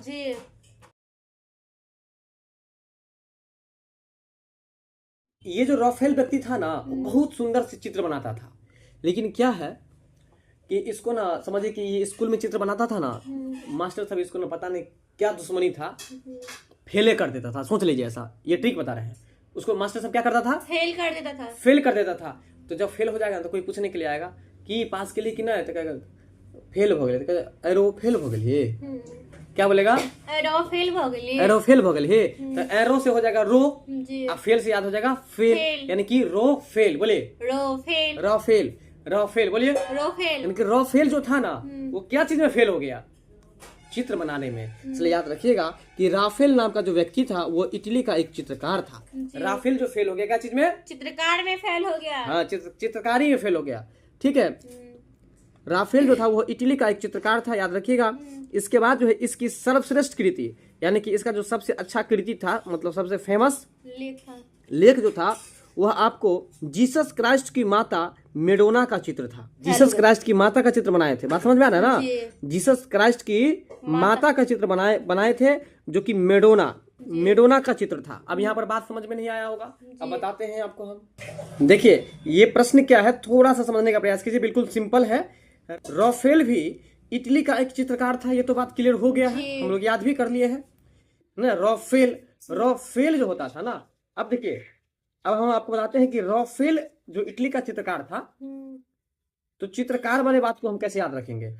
सबसे पहले तो समझिए आप राफेल के बारे में। राफेल एक चित्रकार था। राफेल एक चित्रकार था, यानी कि पेंटर था। ठीक है, चित्र बनाने वाले व्यक्ति थे। और वो कहाँ के थे? इटली देश का चित्रकार था। जिस तरह से माइकल एंजेलो और लियोनार्डो दा विंची इटली के कलाकार थे, ठीक उसी तरह से राफेल जो थे वो भी इटली के ही कलाकार थे। और याद रखिएगा, यह एक चित्रकार थे। राफेल नाम के जो व्यक्ति थे वो क्या थे? एक चित्रकार थे, यानी कि पेंटिंग करते थे। राफेल क्या करते थे? पेंटिंग। अब देखिए, राफेल में लगा है फेल। क्या लगा हुआ है? राफेल में लगा है फेल। राफेल में क्या लगा है? फेल। तो देखिए, फ नहीं, अब फ किस में आता है? फ में आता है। तो फ से फेल, अब फ आता है प फ ब। तो इसलिए याद रखिए प से पेंटिंग। अब पेंटिंग का हिंदी चित्रकारी। जी। पेंटिंग का हिंदी चित्रकारी। चित्रकारी, यानी कि वो एक पेंटर थे। जी। राफेल में लगा है फेल, अब फेल फॉर्म में आया, इसलिए पॉ से याद हो जाएगा पेंटर, यानी कि चित्रकार। पेंटर का हिंदी चित्रकार। चित्रकार, यानी कि राफेल जो थे वो क्या थे? एक चित्रकार थे। और किस देश के चित्रकार थे? इटली देश के चित्रकार समझ में थे। आया अब? जी। समझ में आया अब? जी। तो बताइए कि राफेल जो थे वो कौन थे और किस देश के चित्रकार थे? राफेल एक चित्रकार थे जो इटली देश के थे। सही बात है। राफेल जो थे वो एक चित्रकार थे जो कि इटली देश के थे। किस देश के थे? इटली देश के थे। इटली देश के थे। आगे है कि इनकी सर्वश्रेष्ठ कृति, जी। इनका जो सबसे अच्छा लेख रहा है वो आपको कौन सा लेख है? तो याद रखिएगा, मेडोना का चित्र जो ये बनाए थे। क्या चीज का चित्र? मेडोना का। चित्र। क्या चीज का चित्र? मेडोना का चित्र। मेडोना का चित्र। ये जो चित्र बनाए थे वो क्या चीज का चित्र बनाए थे? मेडोना का चित्र बनाए थे। तो ये जो मेडोना का चित्र बनाए थे वो बहुत ही ज्यादा फेमस हुआ था, याद रखिएगा। क्या चीज का चित्र? मेडोना का चित्र। मेडोना का चित्र। तो सबसे पहले तो हम लोग ये चीज याद रखेंगे कि मेडोना का चित्र किसने बनाया था। तो आप याद रखिएगा, मेडोना का चित्र जो है ये आपको राफेल ने बनाया था। बात समझ रहे हैं? जी। अब देखिए ना, आप मेडोना के चित्रकार को कैसे याद रखिएगा। मेडोना में लगा हुआ है डोना, और डोना से याद रख लीजिए डॉन। अब डॉन कहने से तो बहुत कुछ समझ में आ गया होगा ना। डॉन, बदमाश को डॉन बुलाया था, बुलाते कि नहीं बुलाता है? डॉन का मतलब क्या होता है? बदमाश। मेडोना में लगा है डॉन, और डॉन का मतलब हम लोग क्या समझते हैं बताइए? डॉन कहने से ही हम लोग डर जाते हैं। जी। क्यों डरते हैं? क्योंकि डॉन का मतलब बदमाश होता है। जी। तो अब बताइए, जो डॉन होगा नहीं तो वो तो राइफल रखबे करेगा ना। तो डॉन के पास रहेगा राइफल, तो राइफल से याद रख लीजिएगा आप राफेल। क्या याद रखिएगा? राफेल। यानी कि राफेल जो था ना, जी। राफेल जो था ना, उसी के द्वारा मेडोना का चित्र जो बनाया गया, और वो चित्र बहुत ही ज्यादा फेमस उनका हो गया। इसलिए याद रखिएगा कि राफेल के द्वारा बनाए गए चित्र में सबसे प्रसिद्ध चित्र कौन सा था? मेडोना का चित्र। मेडोना का चित्र है ना। सबसे प्रसिद्ध चित्र जो बना है वह आपको मेडोना का चित्र सबसे ज्यादा फेमस हुआ था। जी। तो राफेल का सबसे अच्छा जो कृति था वो कौन सा था? तो मेडोना का चित्र। राफेल का सर्वश्रेष्ठ कृति कौन सा था? मेडोना का चित्र। और याद रखिएगा कि मेडोना का चित्र जो है उसमें जो मेडोना लगा हुआ है, ये जो मेडोना है, जी। मेडोना कौन थी? तो याद रखिएगा, जीसस क्राइस्ट की माता थी, है ना। अब जो बीसी लिखते हैं, मतलब ईसा पूर्व, तो उसमें लिखते हैं ना बीसी का फुल फॉर्म क्या होता है? Before the birth of Jesus Christ, जी।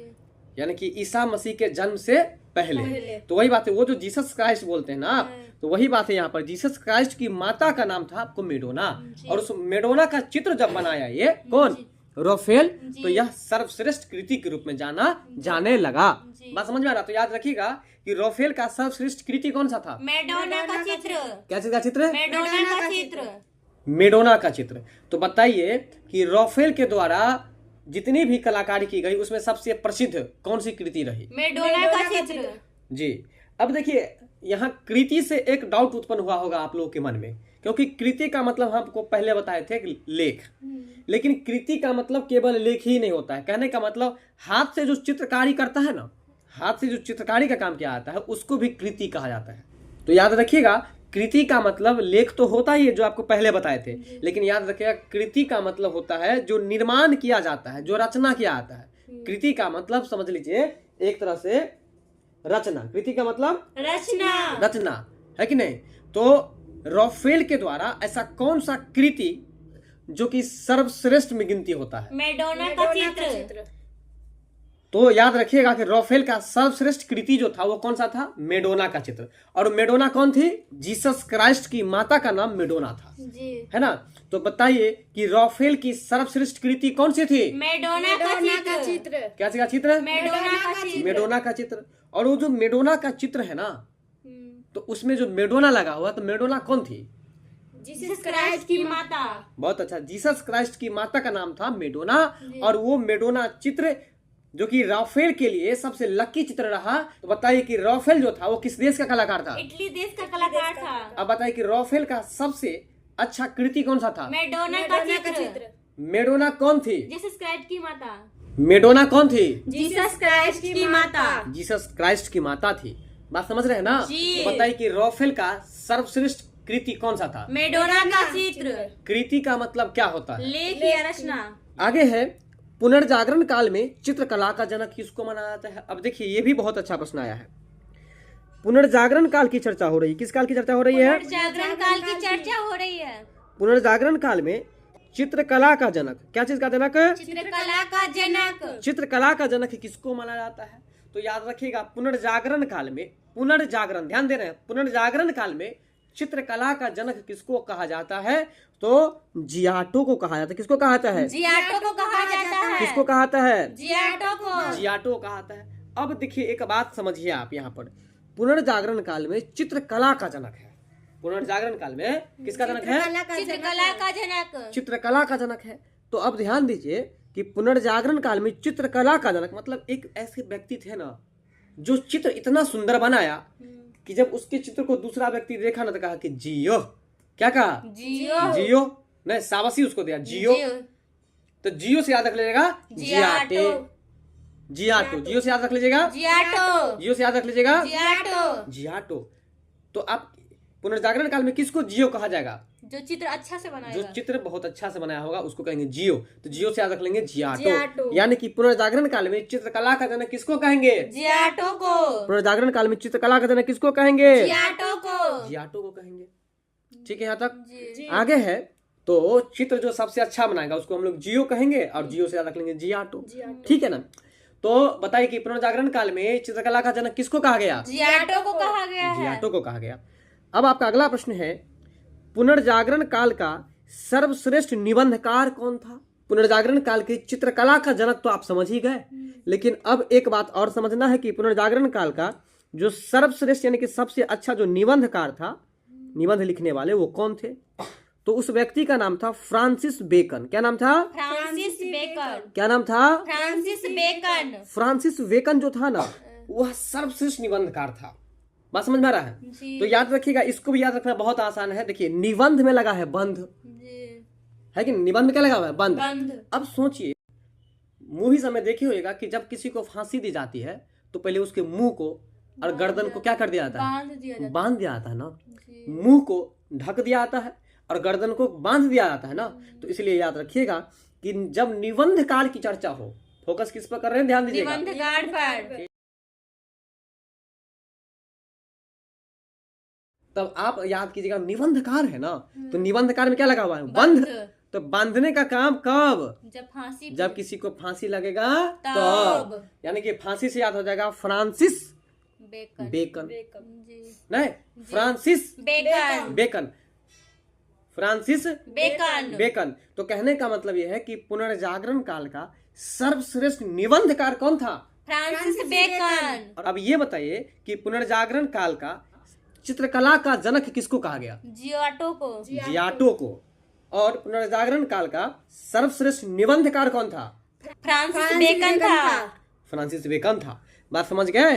तो अब निबंधकार तो नहीं भूलिएगा ना, क्योंकि हम निबंध में लगा है बंध, आप बांधेंगे कब? जब फांसी देंगे तब। इसलिए फ्रांसिस बेकन। क्लियर है? आगे चले। पुनर्जागरण काल में चित्रकला का जनक किसको कहा गया? जियाटो को कहा गया है। और सर्वश्रेष्ठ निबंधकार किसको कहा गया? फ्रांसिस बेकन को कहा गया है। बहुत अच्छा। अगला प्रश्न है हॉलैंड। हॉलैंड जो है वह एक देश का नाम है, याद रखिएगा। तो हम क्या बताएं आपको कि हॉलैंड जो है वह एक देश का नाम है। ठीक है ना। तो हॉलैंड के इरासमस, बोलिएगा। हॉलैंड के इरासमस। क्या नाम है? इरासमस। इरासमस मतलब हॉलैंड देश के एक व्यक्ति जिसका नाम था इरासमस, उन्होंने अपनी पुस्तक द प्रेज ऑफ फॉली, बोलिएगा जरा। The praise of folly. पुस्तक का क्या नाम है? The praise of folly. तो अब सोचिए आप और ध्यान दीजिए कि प्रेज लगा हुआ है ना, जी। तो प्रेज को आप भूल जाइए और पेज को याद रखिए। अब पेज किस में होता है? पुस्तक में ना होता है। जी। पेज किस में होता है? पुस्तक में। इसीलिए याद रखिएगा द प्रेज ऑफ फॉली एक पुस्तक का नाम है। बात क्लियर है कि नहीं? जी। अब देखिए द प्रेज ऑफ फॉली है, ठीक है। द प्रेज ऑफ फॉली है ना, तो द प्रेज ऑफ फॉली ये एक पुस्तक है और यह पुस्तक लिखा गया है किसके द्वारा? तो इरासमस के द्वारा। जी। अब बताइए यहाँ पर अगर 10 आदमी पढ़ रहे हैं तो 10 आदमी यदि पढ़ते हैं ग्रुप में तो ग्रुप में यदि एक बच्चा अगर 5 पेज पढ़ लिया और कोई बच्चा अगर 8 पेज पढ़ लिया, तो जिसको कम है, जो कम पढ़ा है, वो 8 पेज वाले को देख करके वो बच्चा और तेजी से पढ़ता है ना। जी। तो तेजी से क्यों पढ़ता है? क्योंकि उसको उसके प्रति ईर हो जाता है। क्या हो जाता है? उसके प्रति, जो 8 पेज पर है उसके प्रति ईर हो जाता है। क्या हो जाता है? ईर हो जाता है। ईर हो जाता है। तो ईर से याद रख लीजिएगा, इरासमस। अब बस इतना सोचिए कि ईर क्या चीज का होगा? पेज ज्यादा पढ़ने का।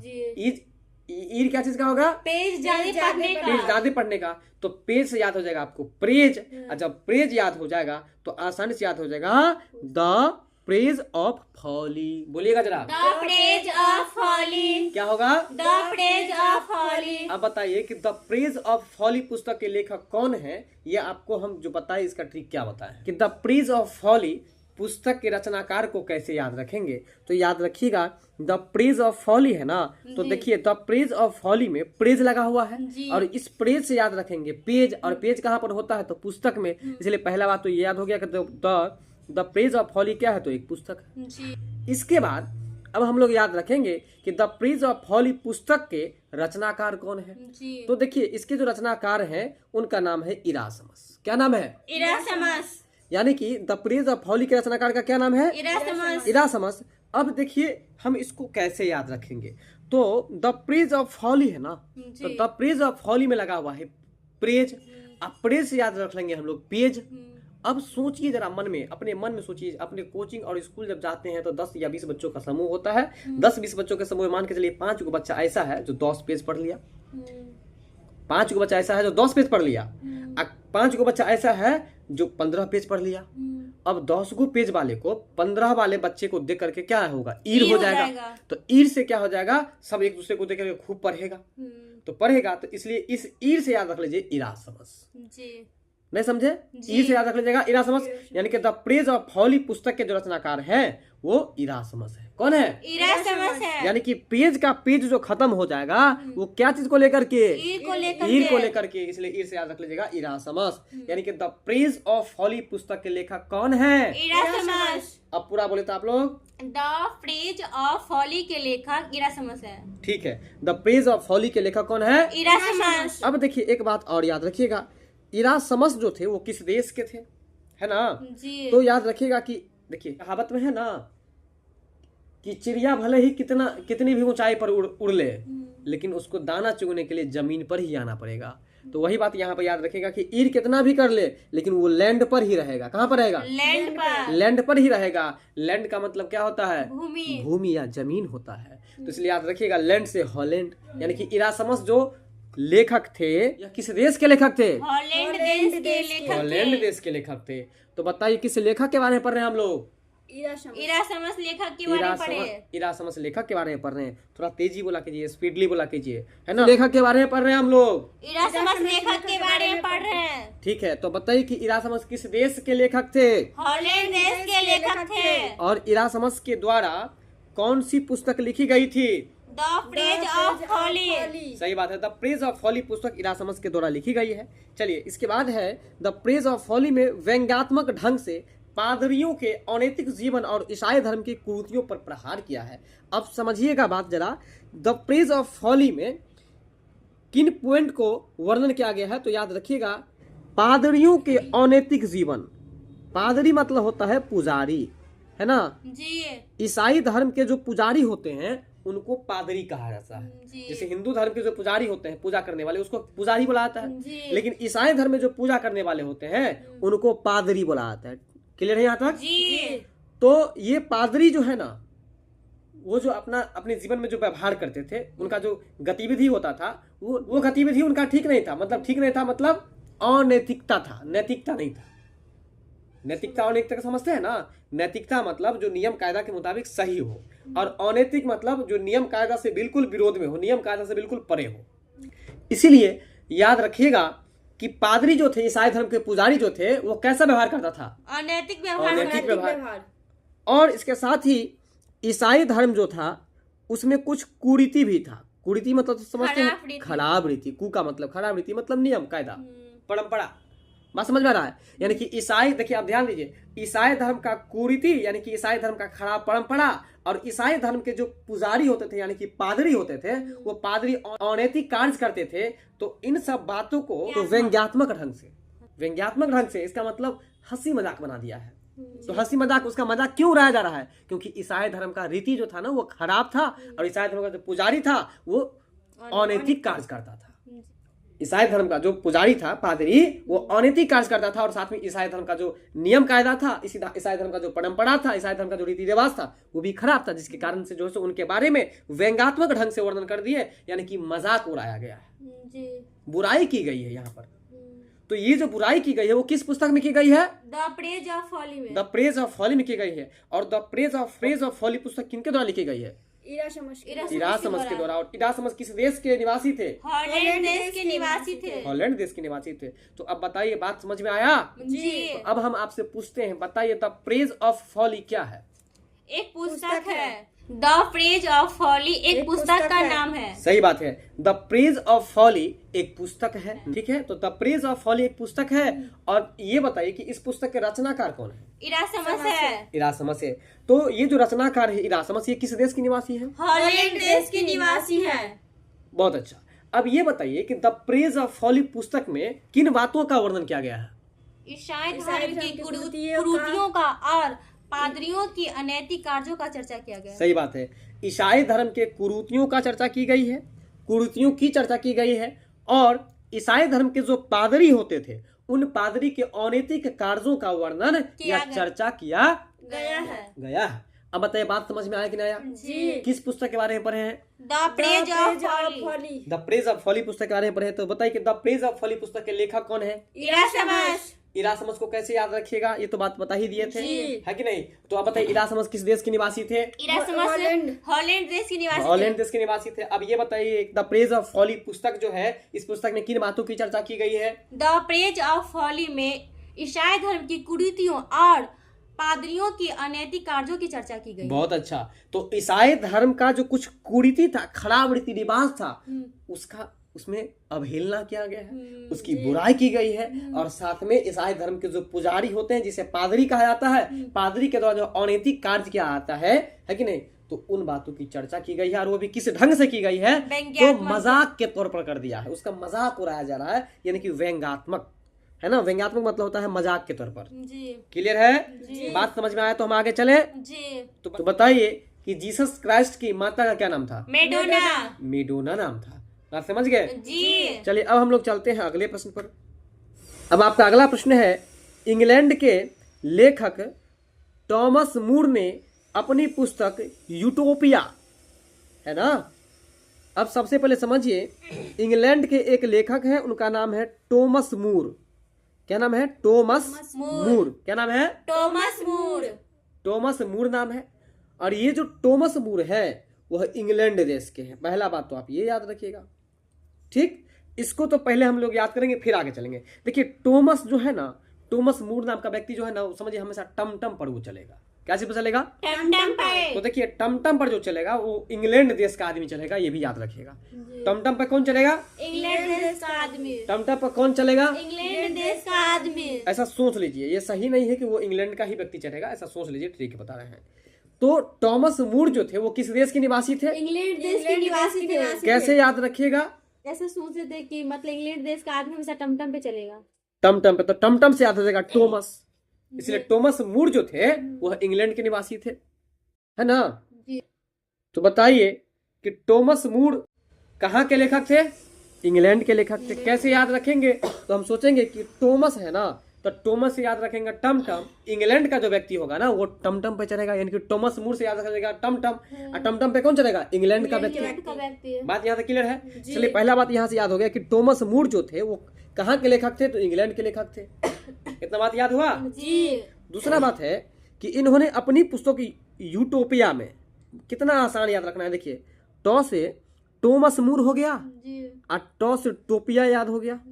टोपिया तो समझते हैं आप लोग ना, खाना जो बनाते हैं टोपिया में, तो टोपिया से याद कर लीजिए यूटोपिया। बोलिएगा जरा। टोपिया से याद रखेंगे यूटोपिया। टोपिया से याद रख लीजिए यूटोपिया। बात समझ में आ रहा है ना? तो ये यूटोपिया जो है यह एक पुस्तक का नाम है, याद रखिएगा। यूटोपिया जो है वो क्या क्या चीज का नाम है? एक पुस्तक का नाम है। एक पुस्तक का नाम है। नहीं याद रहे तो ऐसे याद रखिएगा, देखिए टोपी लगा हुआ है ना, तो टोपी से याद रखिए टॉपिक। टॉपिक कहाँ पर होगा? पुस्तक पुस्तक में ना, इसलिए याद रखिएगा कि यूटोपिया क्या है, तो आप कहेगा यूटोपिया क्या है, तो आप कहेगा कि यूटोपिया एक पुस्तक का नाम है। यूटोपिया क्या है? एक पुस्तक का नाम है। यूटोपिया एक पुस्तक है, और इस पुस्तक के जो लेखक है तो हम बताए थे टोपिया है ना, टोपिया देख रहे हैं ना, टोपिया तो टोमस, टोपिया तो टोमस, बोलो ऐसे करके, टोपिया तो टोमस, टोपिया तो टोमस। यानी कि यूटोपिया पुस्तक के जो लेखक है उनका नाम है टोमस मूर। क्या नाम है? टोमस मूर। क्या नाम है? टोमस मूर। टोमस मूर। आगे चलिए, तो टोमस मूर ने अपनी पुस्तक यूटोपिया में आदर्श समाज का चित्र प्रस्तुत किया है। अब कुछ समझ में आया कि नहीं समझ में आया बताइए? आदर्श मतलब अच्छा ना, तो अच्छे समाज का वर्णन कौन किया है? तो टोमस मूर किया है। अब सोचिए जो टमटम पे चढ़ेगा तो अच्छा आदमी न चढ़ेगा, तो इसलिए समझ लीजिए कि टोमस मूर के द्वारा जो पुस्तक लिखा गया है यूटोपिया, उस यूटोपिया में किस टॉपिक की चर्चा की गई है? तो आप कहिएगा कि देखिए यूटोपिया में टोपिया लगा हुआ है, टोपी से याद रखेंगे टॉपिक का टॉपिक होता है पुस्तक में, यानी कि यूटोपिया एक पुस्तक का नाम है, और इस पुस्तक के जो रचयिता है यूटोपिया में टोपिया लगा हुआ है, और टोपिया से याद कर लीजिएगा हम टोमस मूर, यानी कि यूटोपिया पुस्तक के लेखक कौन है? तो टोमस मूर है। और टोमस मूर के द्वारा यूटोपिया नामक पुस्तक में एक अच्छे समाज के बारे में वर्णन किया गया है, एक आदर्श समाज के बारे में वर्णन किया गया है। तो अच्छे समाज के बारे में आप कैसे याद रखिएगा? तो आप सोचेगा कि टमटम पे चढ़ेगा अच्छा आदमी, तो अच्छा आदमी से याद रख लेंगे अच्छा समाज, यानी कि आदर्श समाज। तो अब बताइए कि यूटोपिया क्या है? एक पुस्तक का नाम है। यूटोपिया पुस्तक का रचनाकार कौन है? टोमस मूर। टोमस मूर है। टोमस मूर अपने पुस्तक यूटोपिया में किन बातों की चर्चा किए हैं? आदर्श समाज की चर्चा की है। किन बातों की चर्चा किए हैं? आदर्श समाज का वर्णन किया है। आदर्श समाज का वर्णन किया। बहुत अच्छा है कि नहीं? तो अब आप बता दीजिए कि टोमस मूर किस देश के लेखक थे? इंग्लैंड के लेखक थे। अगला बिंदु है, मार्टिन लूथर ने जर्मन भाषा में बाइबिल का अनुवाद प्रस्तुत किया है ना जी। तो प्रश्न का मतलब क्या हुआ? सबसे पहले हम लोग समझेंगे बाइबिल के बारे में। किसके बारे में समझेंगे? बाइबिल के बारे में। देखिए यह ईसाई धर्म का एक ग्रंथ है। बाइबिल क्या है? ईसाई धर्म का एक ग्रंथ है। ईसाई धर्म का एक ग्रंथ है जिसे जर्मन भाषा में अनुवाद कर दिया गया है। ठीक है, बाइबिल जो है उसको जर्मन भाषा में क्या कर दिया गया है? अनुवाद कर दिया, यानी कि ट्रांसलेट कर दिया गया है। किसके द्वारा? तो मार्टिन लूथर के द्वारा। किसके द्वारा? मार्टिन लूथर के द्वारा, है ना। तो बाइबिल जो है, बाइबिल क्या है? एक धर्म ग्रंथ है। और किस धर्म का धर्म ग्रंथ है? ईसाई धर्म का। तो बाइबिल को अनुवाद करने का काम कर रहा है कौन? तो मार्टिन लूथर। कौन कर रहा है? Martin Luther. प्रश्न है कि बाइबिल जो कि ईसाई धर्म का एक धर्म ग्रंथ है, इस ग्रंथ को जर्मन भाषा में किसने अनुवाद कर दिया? तो याद रखिएगा कि जर्मन भाषा में जो अनुवाद कर दिए हैं उनका नाम है मार्टिन लूथर। क्या नाम है? Martin Luther. मार्टिन लूथर जो थे वो बाइबिल को जर्मन भाषा में बदल दिए। अब यहाँ पर हम कैसे याद रखेंगे कि बाइबिल को जर्मन भाषा में किसने बदला? तो देखिए बाइबिल है ना, तो बाय से ये समझ लीजिए कि कोई व्यक्ति जब मर जाते हैं तो गुड बाय हो जाते हैं ना जी। जब कोई व्यक्ति मर जाते हैं तो क्या हो जाते हैं? Good bye. Good bye. तो बाय से क्या याद हो जाएगा? बाइबिल। बाइबिल। बाइबिल। बाय से क्या याद हो जाएगा? बाइबिल। बाइबिल। और सोचिए जब कोई मर जाता है तो हम जब वो मर जाते हैं, जब कोई मर जाते हैं तब उसको हम जला देते हैं ना। जला देते हैं मतलब जर्मनी भाषा। जला देते हैं मतलब जर्मनी भाषा। यानी कि बाइबिल को जर्मनी भाषा में जो अनुवाद किया है वो आपको कौन अनुवाद किया है? तो मार्टिन लूथर। कौन किया है? Martin Luther. तो सोचिए कि बाइबिल में लगा हुआ है बाय, और बाय से याद रख लीजिएगा गुड बाय। गुड बाय होने का मतलब मर जाना। तो जब कोई व्यक्ति मर जाता है तो मर जाएगा तो मार्टिन याद रखिएगा, मर जाएगा है ना, मतलब गुड बाय हो जाएगा तो आप याद रखिएगा कि मर जाएगा। तो मर जाने से याद रखिएगा मर जाएगा तो मार्टिन, है कि नहीं? अच्छा आप सोचिए मर जाने के बाद व्यक्ति तो लोथेन हो जाता है जी। क्योंकि मर जाने के बाद उसको आप जैसे उठाइएगा, जहां रख दीजिएगा वो वही रहेगा। मतलब मर जाने के बाद वो क्या हो जाएगा? लोथ हो जाएगा ना। लोथ से याद रखेगा लूथर, यानी कि उसका पूरा नाम क्या था? Martin Luther. क्या नाम था? Martin Luther.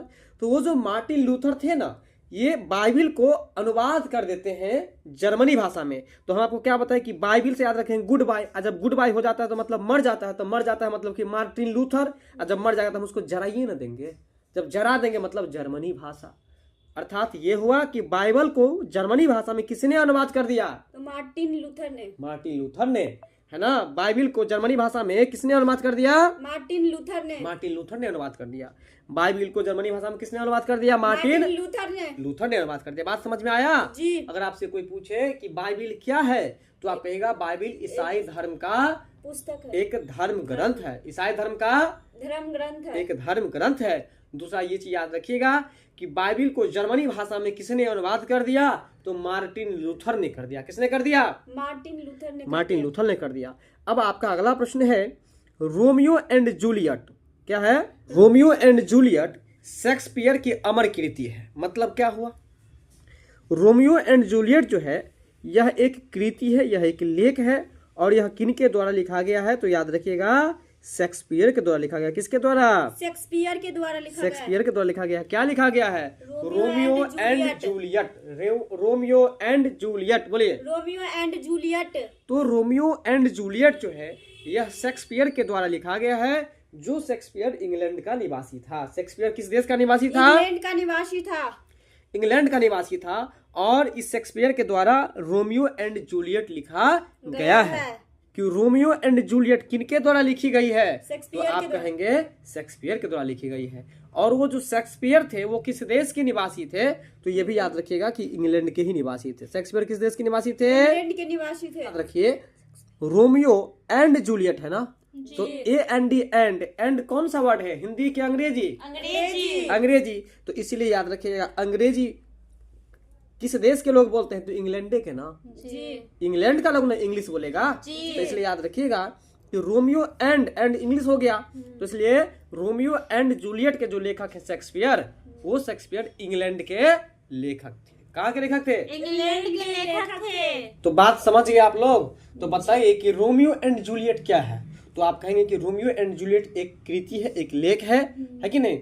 और यह लेख जो है वो विलियम शेक्सपियर के द्वारा लिखा गया है। विलियम यहाँ पर नहीं है, सीधे शेक्सपियर है, तो आप सीधे शेक्सपियर ही याद रखिएगा। पूरा नाम इनका विलियम शेक्सपियर था। ठीक है जी। तो हम आपको क्या बताएं कि रोमियो एंड जूलियट सुनने से ही लग रहा है कि यह अंग्रेजी वर्ड है, इंग्लिश वर्ड है, तो इंग्लिश से याद रखिएगा इंग्लैंड, यानी कि शेक्सपियर जो थे वो इंग्लैंड के निवासी थे। चलिए इसके बाद है इंग्लैंड के रोजर बेकन। क्या नाम है? Roger Bacon. किस देश का है ये रोजर बेकन? इंग्लैंड का देश है। का। ठीक है ना। किस देश का है रोजर बेकन? इंग्लैंड देश का।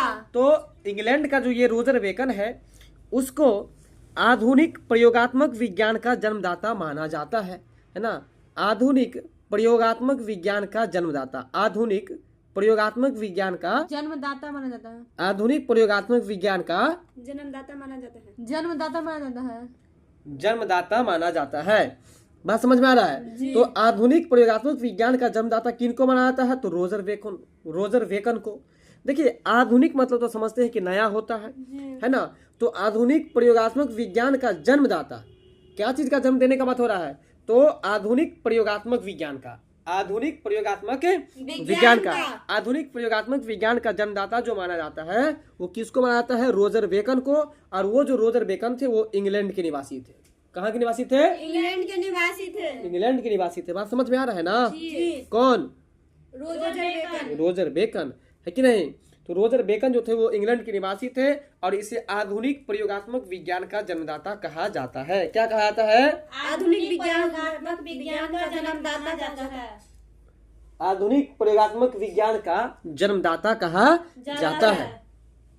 अब देखिए ना, इसको भी याद रखना बहुत ही आसान है, क्योंकि देखिए आधुनिक प्रयोगात्मक विज्ञान का जन्मदाता है ना। क्या चीज का जन्मदाता है? विज्ञान का। विज्ञान। और विज्ञान से याद हो जाएगा प्रयोगात्मक विज्ञान, यानी कि प्रैक्टिकली साइंस, है कि नहीं? तो आधुनिक प्रयोगात्मक वो से विज्ञान, तो वो से बेकन। और बेकन में याद रखिएगा रोजर बेकन। बेकन से क्या याद रख लीजिएगा? Roger bacon. बेकन से क्या याद रखिएगा? Roger Bacon. तो बात यहाँ तक समझ में आया कि नहीं आया?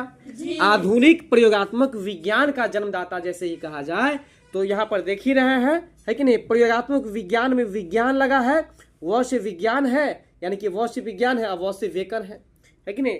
अब बेकन है तो बेकन से थोड़ा सा और याद रखिएगा कि अगर हम लोग किसी चीज का प्रयोग जो करते हैं है ना, तो जड़ से प्रयोग करना पड़ता है, जड़ से सीखना पड़ता है ना, है कि नहीं। क्योंकि बेकन इससे पहले भी अपने सबको मिला था और वहां जो बेकन था वो फ्रांसिस बेकन था, लेकिन यहाँ जो बेकन लगा हुआ है वो रोजर बेकन है। तो समझिए जब किसी चीज का हम प्रयोग करते हैं तो जड़ से उसको सीखना पड़ता है तब ना प्रयोग करते हैं। तो इसलिए याद रखिएगा, जैसे ही कहे आधुनिक प्रयोगात्मक विज्ञान का जन्मदाता कौन है, तो ध्यान दीजिएगा प्रयोगात्मक विज्ञान का जन्मदाता रोजर बेकन है। किसको कहा था? रोजर बेकन को। रोजर बेकन को कहा था। बात क्लियर है यहाँ तक? चलिए अब आपसे एक प्रश्न पूछ रहे हैं, बताइए पुनर्जागरण काल का सर्वश्रेष्ठ निबंधकार कौन था? Francis bacon. फ्रांसिस बेकन था। और यहाँ पर पूछ रहा है आधुनिक प्रयोगात्मक विज्ञान का जन्मदाता कौन था? तो ये भी बेकन होगा। लेकिन इस बेकन में बताए थे प्रयोगात्मक विज्ञान है, मतलब प्रयोग जब किसी चीज का करेंगे तो पहले जड़ से सीखना होगा ना, इसलिए रोजर बेकन। क्या होगा? Roger Bacon. Roger Bacon. बात समझ में आ रहा है? Roger Bacon. आगे है पृथ्वी सौर मंडल का केंद्र है। पृथ्वी जो है सौर मंडल का क्या है? केंद्र है। पृथ्वी जो है वो सौर मंडल का केंद्र है। बात समझ में आ रहा है? इसका खंडन सर्वप्रथम पोलैंड निवासी कोपरनिकस ने, किसने? कोपरनिकस ने सबसे पहले इसका खंडन किया था। बात समझिए, सौर मंडल समझते हैं ना क्या होता है? क्या होता है सौर मंडल? तो ध्यान रखिएगा, सौर मंडल किसे कहते हैं? सूर्य और उसके चारों ओर घूमने वाले सभी खगोलीय पिंडों के समूह को सौर मंडल कहते हैं। सौर मंडल का परिभाषा क्या बताए? सूर्य और उसके चारों ओर घूमने वाले सभी खगोलीय पिंड को क्या बोले हैं? सूर्य और उसके चारों ओर घूमने वाले सभी खगोलीय पिंडों को, अरे भाई समझ लो, सूर्य और उसके चारों ओर घूमने वाले सभी खगोलीय पिंडों के समूह को सौरमंडल कहते हैं। बात समझ गए सौरमंडल का परिभाषा? तो कहता है कि पृथ्वी जो है ना, वो सौरमंडल का केंद्र है और इसका खंडन यानी कि इसका विभाजन है ना सबसे पहले किसने किया था? तो याद रखिएगा, इसका विभाजन सबसे पहले जो किया है उनका नाम है कोपरनिकस। क्या नाम है? कोपरनिकस। अब समझिए, सबसे पहले यही व्यक्ति था जो पृथ्वी सौरमंडल का केंद्र है इसका खंडन किया था। बात समझ रहे हैं? किसने किया था? कोपरनिकस ने। अब ये बता कि कोपरनिकस जो थे वो किस देश के निवासी थे? पोलैंड देश के निवासी थे। सौरमंडल क्या है? तब आप क्या कहिएगा? तब आप कहिएगा सूर्य और सूर्य के चारों ओर घूमने वाले खगोलीय पिंडों के समूह को सौरमंडल कहते हैं। अब बात को जरा समझने का प्रयास कीजिएगा। इस लाइन से बहुत लोगों को ये लगता होगा कि कोपरनिकस जी ये कहे हैं कि पृथ्वी सौरमंडल का केंद्र है, लेकिन कोपरनिकस जी इसका ठीक उल्टा बोल रहे हैं, है ना? ये लाइन पढ़ने के बाद बहुत लोगों को लगेगा कि पृथ्वी सौरमंडल का केंद्र है, ऐसा कोपरनिकस ने कहा है, लेकिन कोपरनिकस ने ऐसा नहीं कहा है। अर्थात इन्होंने इस लाइन का, इस स्टेटमेंट का खंडन कर दिया है। इन्होंने खंडन कर दिया है। क्या कर दिया है? खंडन कर दिए हैं। खंडन करने का मतलब होता है उस बात को काट देना, उस बात को काट देना। मतलब पृथ्वी सौरमंडल का केंद्र है, इस बात को काट दिए कौन? कोपरनिकस ने। वही बात यहाँ पर कह रहा है कि कोपरनिकस जो है पृथ्वी सौरमंडल का केंद्र है, ये जो स्टेटमेंट है, ये जो कथन है, इस बात को काट दिए और वो कहे कौन? कोपरनिकस कहे कि पृथ्वी सौरमंडल का केंद्र नहीं है। बात समझ में आ रहा है? तो आपके मन में ये प्रश्न उठेगा कि पृथ्वी सौरमंडल का केंद्र है, ऐसा किसने कहा? तो याद रखिएगा, ऐसा जो कहने वाले खगोल शास्त्री थे उनका नाम था क्लाउडियस टॉलमी। क्या नाम था? क्लाउडियस टॉलमी, जो कि एक खगोल शास्त्री थे और ये यूनान के निवासी थे, अर्थात यूनानी खगोल शास्त्री थे। इन्होंने कहा पृथ्वी सौरमंडल का केंद्र है, पृथ्वी सौरमंडल का केंद्र है, लेकिन इनके बातों को काट दिया, इनके बातों को खंडन कर दिया, है ना? कौन कर दिया? कोपरनिकस कर दिया। इनके बातों को क्या किया है? ये खंडन किया है, काट दिए हैं। कौन? तो कोपरनिकस काट दिए हैं। तो मोस्ट वीवीआई ये लाइन है, बहुत लोगों के मन में ये लाइन रहता है कि पृथ्वी सौरमंडल का केंद्र है, ऐसा कोपरनिकस ने कहा। तो याद रखिएगा प्यारे बच्चों, ये बिल्कुल गलत है। कोपरनिकस ने कहा है पृथ्वी सौरमंडल का केंद्र नहीं है। जबकि ऐसा किसने कहा कि पृथ्वी सौरमंडल का केंद्र है? तो याद रखिएगा कि ऐसा क्लाउडियस टॉलमी ने कहा है। बात क्लियर है जी। चलिए, अब जो है गैलीलियो ने भी कोपरनिकस के सिद्धांत का समर्थन किया, है ना। तो देखिए, अब जिस तरह से कोपरनिकस जो है पृथ्वी सौरमंडल का केंद्र है, इस बातों को खंडन कर दिया, इस बातों के विरोध में जो है सो ऐसा स्टेटमेंट दिया, ठीक वैसा ही गैलीलियो कोपरनिकस के बातों को भी सपोर्ट कर देते हैं। कहते हैं कि कोपरनिकस जी, आप बिल्कुल सही कहे कि पृथ्वी सौरमंडल का केंद्र नहीं है। बात समझ में आ रहा है ना। यानी कि कोपरनिकस जो स्टेटमेंट दिया कि पृथ्वी सौरमंडल का केंद्र नहीं है, तो उनके बातों को समर्थन दे देते हैं, सपोर्ट कर देते हैं। कौन? गैलीलियो कर देते हैं। तो ये दो लाइन कहा जा रहा था। बात समझ में आ रहा है जी। तो इसको हम लोग विशेष रूप से समझ चुके हैं। तो याद रखिएगा कि गैलीलियो ने कोपरनिकस के सिद्धांत को क्या कर दिया? समर्थन कर दिया। और याद रखिए, गैलीलियो का जन्म जो हुआ है वो 1560 ईस्वी में हुआ है। गैलीलियो का जन्म कब हुआ है? 1560 ईस्वी में हुआ। 1560 ईस्वी में होता है। और इनकी मृत्यु जो हुई है वो 1642 ईस्वी में होती है ना। गैलीलियो का जन्म जो हुआ है 1560 ईस्वी में, और इनकी मृत्यु कब होती है? 1642 ईस्वी में। तो बताओ कि गैलीलियो का जन्म कब हुआ है? 1560 ईस्वी में। गैलीलियो का जन्म कब हुआ है? 1560 ईस्वी में। 1560 ईस्वी में। और इनकी मृत्यु कब हुई है? 1642 ईस्वी में। बात क्लियर जी। आगे है जर्मनी के प्रसिद्ध वैज्ञानिक केपला। अब देखिए, केपला या केपलर, याद रखिएगा, केपला या केपलर, जो कि जर्मनी का वैज्ञानिक था। किस देश का वैज्ञानिक था? जर्मनी देश का निवासी था। जर्मनी देश का वैज्ञानिक था। केपला या केपलर मतलब एक ही व्यक्ति का ये दो नाम है, याद रखिएगा। केपला भी शॉर्ट में कहा गया और केपलर भी कहा जाता था। केपला को केपलर भी बोला जाता था। तो याद रखिएगा, केपला या केपलर कहे दोनों एक ही है। और केपला जो है वो किस देश के वैज्ञानिक है? तो जर्मनी के वैज्ञानिक है। किस देश के वैज्ञानिक है? जर्मनी के वैज्ञानिक है। जर्मनी के वैज्ञानिक है। बात समझ में आ रहा है ना जी। अब देखिए ना, इसको भी याद रखना बहुत ही आसान है। क्यों पता है? क्योंकि देखिए, केपला में लगा हुआ केप, केप से जुड़ा हुआ एक वर्ड है कैप, है ना। और कैप का मतलब क्या होता है? टोपी। तो आप बताइए कि गर्मी के दिन में जो कहीं बाहर निकलेगा तो क्या कहेगा? हे हम जड़ जाओ, हमारा टोपी दो दे, मन माथा जड़ जा, टोपी दो दे, कहेंगे कि नहीं कहेंगे? तो इसलिए याद रखिएगा कि केपला यानी कि कैपला। तो कैपला कब बोलेंगे? जब माथा जड़ने लगेगा तब बोलेंगे ना। इसलिए याद रख लेंगे कि केपला या केपलर नामक जो वैज्ञानिक थे वो किस देश के वैज्ञानिक थे? जर्मनी देश के। किस देश के वैज्ञानिक थे? जर्मनी देश के। हाँ। और केपला का जन्म जो हुआ है वो 1571 ईस्वी में हुआ है। और इनकी मृत्यु जो हुई वो 1630 ईस्वी में हुआ है। केपला का जन्म कब हुआ है? 1571 ईस्वी में। और इनकी मृत्यु कब हुई है? 1630 ईस्वी में। बात समझ गए? 1630 ईस्वी में। तो अब समझिए कि केपला जी क्या कहे थे। जर्मनी के प्रसिद्ध वैज्ञानिक केपला या केपलर ने गणित की सहायता से, किसकी सहायता से? गणित की सहायता से। हाँ, गणित की सहायता से बताया कि ग्रह सूर्य के चारों ओर किस प्रकार से घूमते हैं। तो एक वैज्ञानिक बताया कि सौरमंडल का केंद्र पृथ्वी है। दूसरा बता रहा है कि ग्रह जो है वो सूर्य के चारों ओर घूमते हैं। दूसरा क्या बताया है? ग्रह सूर्य के चारों ओर घूमते हैं, है ना। ग्रह जो है प्लैनेट वो सूर्य के चारों ओर घूमती है ना, चारों ओर घूमता है। तो अब पहले ये बताइए कि केपला क्या बताते हैं? केपला बताते हैं कि ग्रह जितने भी हैं वो सब सूर्य के चारों ओर घूमते हैं। केपला क्या बताते हैं? ग्रह जितने भी हैं वो सूर्य के चारों ओर घूमते हैं। ग्रह जितने भी हैं वो सूर्य के चारों ओर घूमते हैं। वो किसने कहा? तो केपला ने कहा। बात समझ में आ रहा है ना जी। नहीं याद रहेगा तो ऐसे याद रखिए। कैप मतलब टोपी।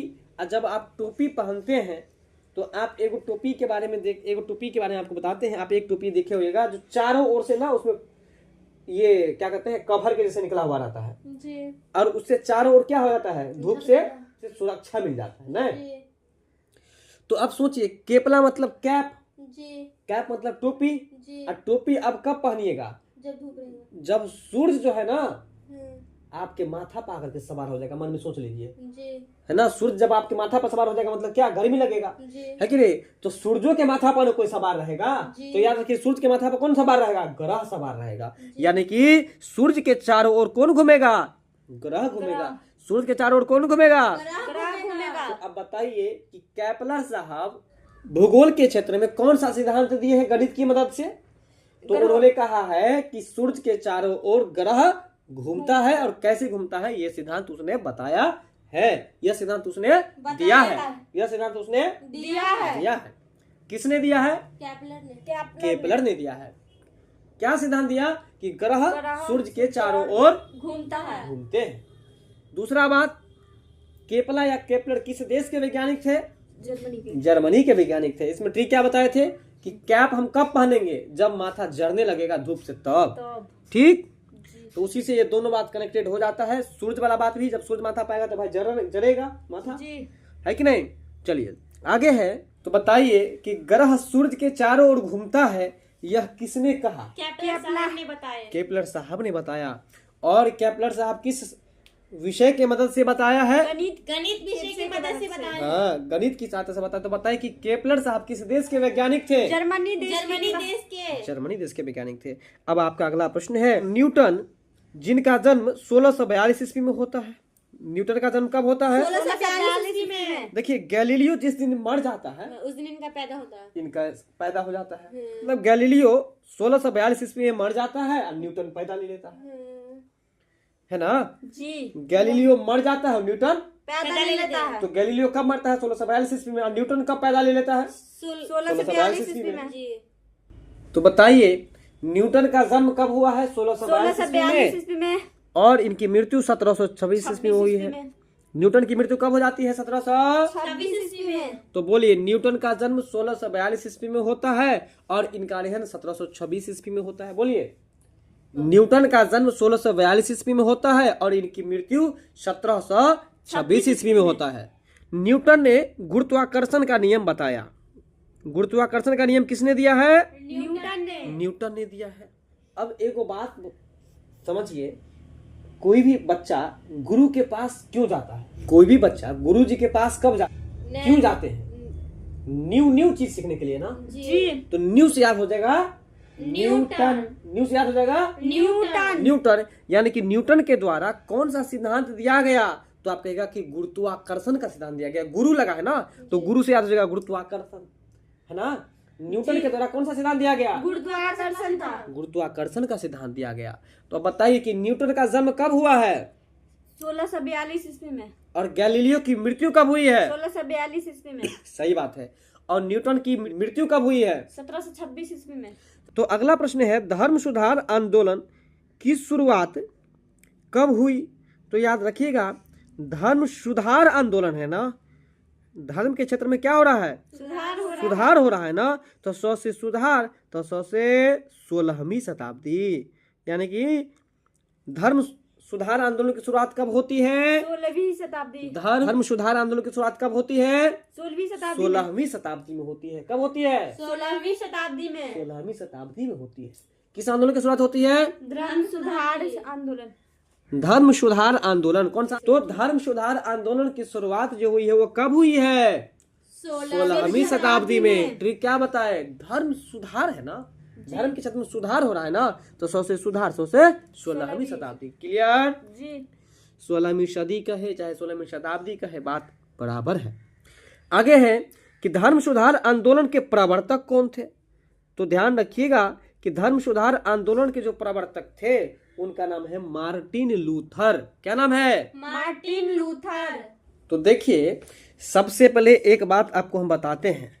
इससे पहले हम आपको बताए थे कि बाइबिल जो धर्म ग्रंथ था, बाइबिल, उस धर्म ग्रंथ को वह अनुवाद करने का काम किया था। अब सोचिए कि बाइबिल को अनुवाद क्यों किया, क्योंकि अनुवाद करने से सभी लोग आसानी से उस भाषा को पढ़ सके, है ना। आप पढ़े थे ना जी, आप पढ़े थे ना कि बाइबिल को जर्मनी भाषा में अनुवाद कर दिया। किसने किया था, मार्टिन लूथर। तो बाइबिल एक धर्म ग्रंथ था और उसको अनुवाद जर्मनी भाषा में इसलिए कर दिया ताकि लोग उसको आसानी से पढ़ सके। जब आसानी से पढ़ सके तो धर्म के क्षेत्र में सुधार होगा कि नहीं होगा? होगा। एकदम होगा। तो जब धर्म के क्षेत्र में सुधार होगा तो इसी से आप याद रख सकते हैं, क्या याद रख सकते हैं कि धर्म सुधार आंदोलन का प्रवर्तक कौन था? प्रवर्तक पूछा जा रहा है कि कौन था, तो मार्टिन लूथर था, है ना। धर्म सुधार आंदोलन का प्रवर्तक कौन था? Martin Luther. मार्टिन लूथर था। मतलब ये मार्टिन लूथर कहा कि मार के लोथ बना देंगे, नहीं तो धर्म के क्षेत्र में जल्दी से सुधार कर लो, है कि नहीं। तो इस बात से भी आप याद रख सकते हैं।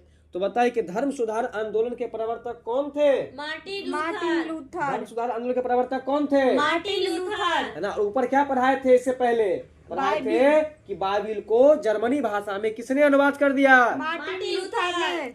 मार्टिन लूथर ने अनुवाद कर दिया। बात क्लियर? जी। चलिए, तो धर्म सुधार आंदोलन का प्रवर्तक मार्टिन लूथर था, जो जर्मनी का रहने वाला था। कहाँ का रहने वाला था? जर्मनी का रहने वाला था। अब बताइए, जहाँ का रहने वाला रहेगा वही उसी भाषा में अनुवाद कर देगा बाइबिल को। तो बाइबिल को जर्मनी भाषा में अनुवाद किया था जी। तो वहाँ से ये बात याद रह जाएगा ना जी। कि जर्मनी भाषा में बाइबिल को अनुवाद किया, इसका मतलब वो जर्मनी का ही रहने वाला था। इसलिए याद रखिएगा कि मार्टिन लूथर कहाँ का रहने वाला था? जर्मनी का रहने वाला था। दूसरा बात, इसने बाइबिल का अनुवाद जर्मन भाषा में कर दिया। अब बताइए, ऊपर जो पढ़े थे वही पॉइंट यहाँ पर आ गया कि नहीं आ गया? इसने बाइबिल को क्या कर दिया? जर्मन भाषा में अनुवाद कर दिया। तो अब बताइए, आपसे पूछते हैं कि बाइबिल को जर्मनी भाषा में किसने अनुवाद कर दिया? मार्टिन लूथर ने। अब ये बताइए, धर्म सुधार आंदोलन की शुरुआत कब हुई? 16वीं शताब्दी में। अब ये बताइए, धर्म सुधार आंदोलन के प्रवर्तक किनको माने जाते हैं? मार्टिन लूथर को। मार्टिन लूथर को। इसको याद करने का ट्रिक क्या बताए थे? बताए थे कि बाइबिल एक धर्म ग्रंथ है और बाइबिल को जर्मनी भाषा में अनुवाद कर दिया, क्योंकि लोग इस भाषा को आसानी से पढ़कर समझ सके, जिसके कारण से धर्म के क्षेत्र में सुधार हो सके। तो बताइए, जब धर्म के बारे में सोचा तो धर्म के बारे में सुधार होगा कि नहीं होगा? होगा। इसलिए धर्म सुधार आंदोलन का प्रवर्तक भी उनको माना ही माना जाएगा। तो इसलिए याद रखिएगा कि धर्म सुधार आंदोलन के प्रवर्तक कौन थे? मार्टिन लूथर थे। बात समझ में आया? जी। चलिए, अब आपको धर्म सुधार आंदोलन से एक और प्रश्न है, इसको भी समझ लीजिए। धर्म सुधार आंदोलन की शुरुआत कहाँ हुई? देखिए, धर्म सुधार आंदोलन की शुरुआत जो हुई है इंग्लैंड में हुई है। कहाँ हुई है? इंग्लैंड में हुई है। अब देखिए, धर्म कर्म जो होता है क्या लोग नरक लोक में जाकर के करता है? नहीं। कहाँ पे करता है? जब धरती पर आता तभी ना करता है। तो धरती को अंग्रेजी में लैंड भी तो कहा जाता है। तो लैंड से याद रख सकते हैं ना, इंग्लैंड। यानी कि धर्म सुधार आंदोलन की शुरुआत कहाँ होती है? इंग्लैंड में। धर्म सुधार आंदोलन की शुरुआत कहाँ होती है? इंग्लैंड में। धर्म सुधार आंदोलन की शुरुआत कहाँ होती है? में। इंग्लैंड में होती है। बात समझ गए ना? धर्म सुधार आंदोलन की शुरुआत इंग्लैंड में होती है। और कब होती है? 16वीं शताब्दी में। प्रवर्तक कौन थे? Martin Luther. Martin Luther Bible को किस भाषा में अनुवाद कर दिए थे? जर्मनी भाषा में। अब ये बताइए, मार्टिन लूथर कहाँ का रहने वाला था? जर्मनी का रहने वाला था। बहुत अच्छा। चलिए, इसके बाद है कि जॉन विक्लिफ। कौन? जॉन विक्लिफ को धर्म सुधार आंदोलन का प्रातःकालीन तारा कहा जाता है। अब देखिए, ये जो प्रश्न है ना, इसमें बहुत ही ज्यादा फंसिएगा आप लोग, इसलिए ध्यान से समझ लीजिए। देखिए, मार्टिन लूथर धर्म सुधार आंदोलन का प्रवर्तक था, सुधार करने का काम किया, ये बात बिल्कुल सही है। लेकिन जब प्रातःकालीन तारा पूछा जाए, क्या पूछा जाए? है ना। जब आपसे पूछा जाए कि धर्म सुधार आंदोलन का प्रातःकालीन तारा कौन था, तो आप जॉन विक्लिफ का नाम लेंगे। किसका नाम लेंगे? अब बताइए, सबसे पहले कि क्या पूछा जाएगा, तो क्या बताइएगा? जब धर्म सुधार आंदोलन का प्रवर्तक पूछा जाएगा तो मार्टिन लूथर, लेकिन पूछा जाएगा कि धर्म सुधार आंदोलन का प्रातःकालीन तारा, क्या पूछा जाएगा? धर्म सुधार आंदोलन का प्रातःकालीन तारा। क्या पूछा जाएगा? धर्म सुधार आंदोलन का प्रातःकालीन तारा जब पूछा जाएगा तो इसका उत्तर आप देंगे जॉन विक्लिफ को कहा जाता है। धर्म सुधार आंदोलन, है ना, धर्म सुधार आंदोलन का प्रातःकालीन तारा किसको कहा जाता है? जॉन विक्लिफ को कहा जाता है। बात क्लियर? चलिए, अब इसको कैसे याद रखिएगा, इसको भी जरा समझ लीजिए। देखिए क्या लिखा है, धर्म सुधार आंदोलन का प्रातःकालीन तारा। क्लियर है? जी। अब जरा एक बात सोचिए, प्रातः काल का मतलब क्या होता है? सुबह होता है। प्रातः काल का मतलब क्या होता है? सुबह। तो सुबह में जब तारा को आप आसमान में देखते हैं तो क्या वह रात के जैसे पूरा चमकता हुआ दिखता है? नहीं। नहीं दिखता है ना, हो सके तो आपको दिखता भी नहीं अगर गौर से नहीं देखे तो। ठीक है। तो प्रातः काल जब सुबह हो जाता है उस परिस्थिति में जब तारा को देखते हैं तो आपको पूरा पूरा चमक रात के जैसा क्यों नहीं दिखता है? क्योंकि तारा जो रहता है ना वो वीक हो जाता है। तारा दिन में क्या हो जाता है? वीक हो जाता है ना, वीक हो जाता है, तो जिसके कारण से आपको दिखाई नहीं पड़ता है।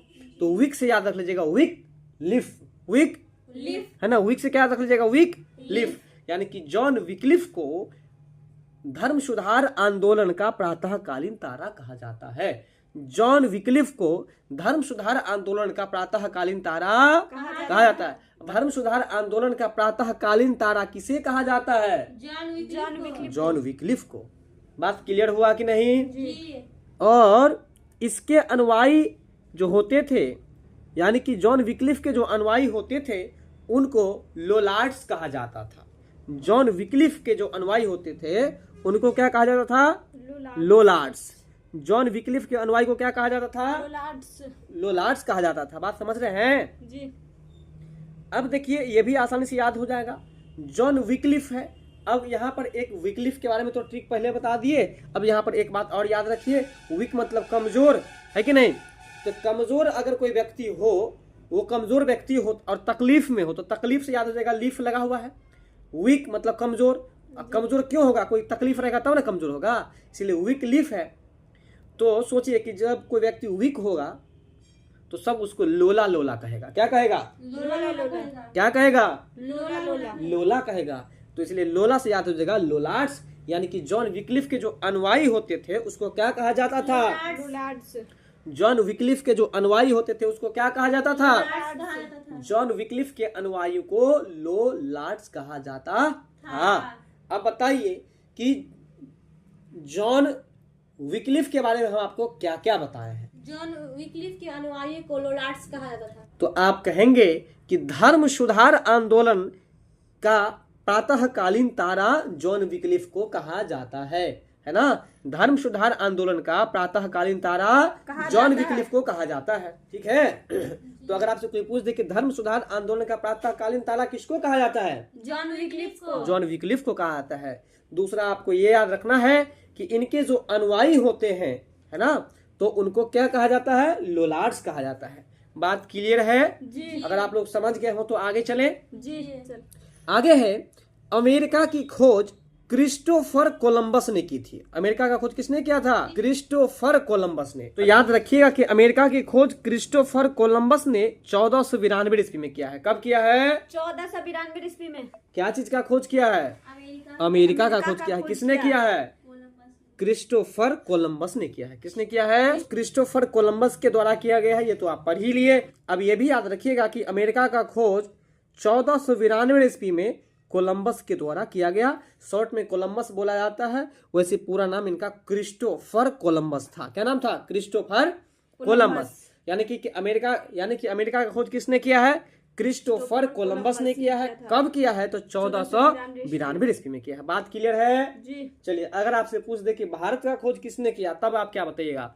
तो आप कहेगा वास्को डी गामा ने किया है। और वास्को डी गामा कब किया? तो 1498 ईस्वी में किया है। कब किया है? 1498 ईस्वी में। अब आपका अगला प्रश्न है अमेरिगो वेस्पूसी। क्या है बोलिएगा जरा? अमेरिगो वेस्पूसी के नाम पर अमेरिका का नाम अमेरिका पड़ा। अब बताइए कितना अच्छा प्रश्न है कि अमेरिका का नाम जो है अमेरिका किसके नाम से पड़ा है? तो आप बोलेगा अमेरिगो वेस्पूसी। अमेरिगो वेस्पूसी है ना, नाम से ही स्पष्ट है अमेरिगो है ना। अमेरिगो से स्पष्ट है कि अमेरिका से कुछ कुछ बात इसमें जुड़ा हुआ है या अमेरिगो से कुछ कुछ बात अमेरिका में जुड़ा हुआ है। इसीलिए याद रखिएगा कि अमेरिगो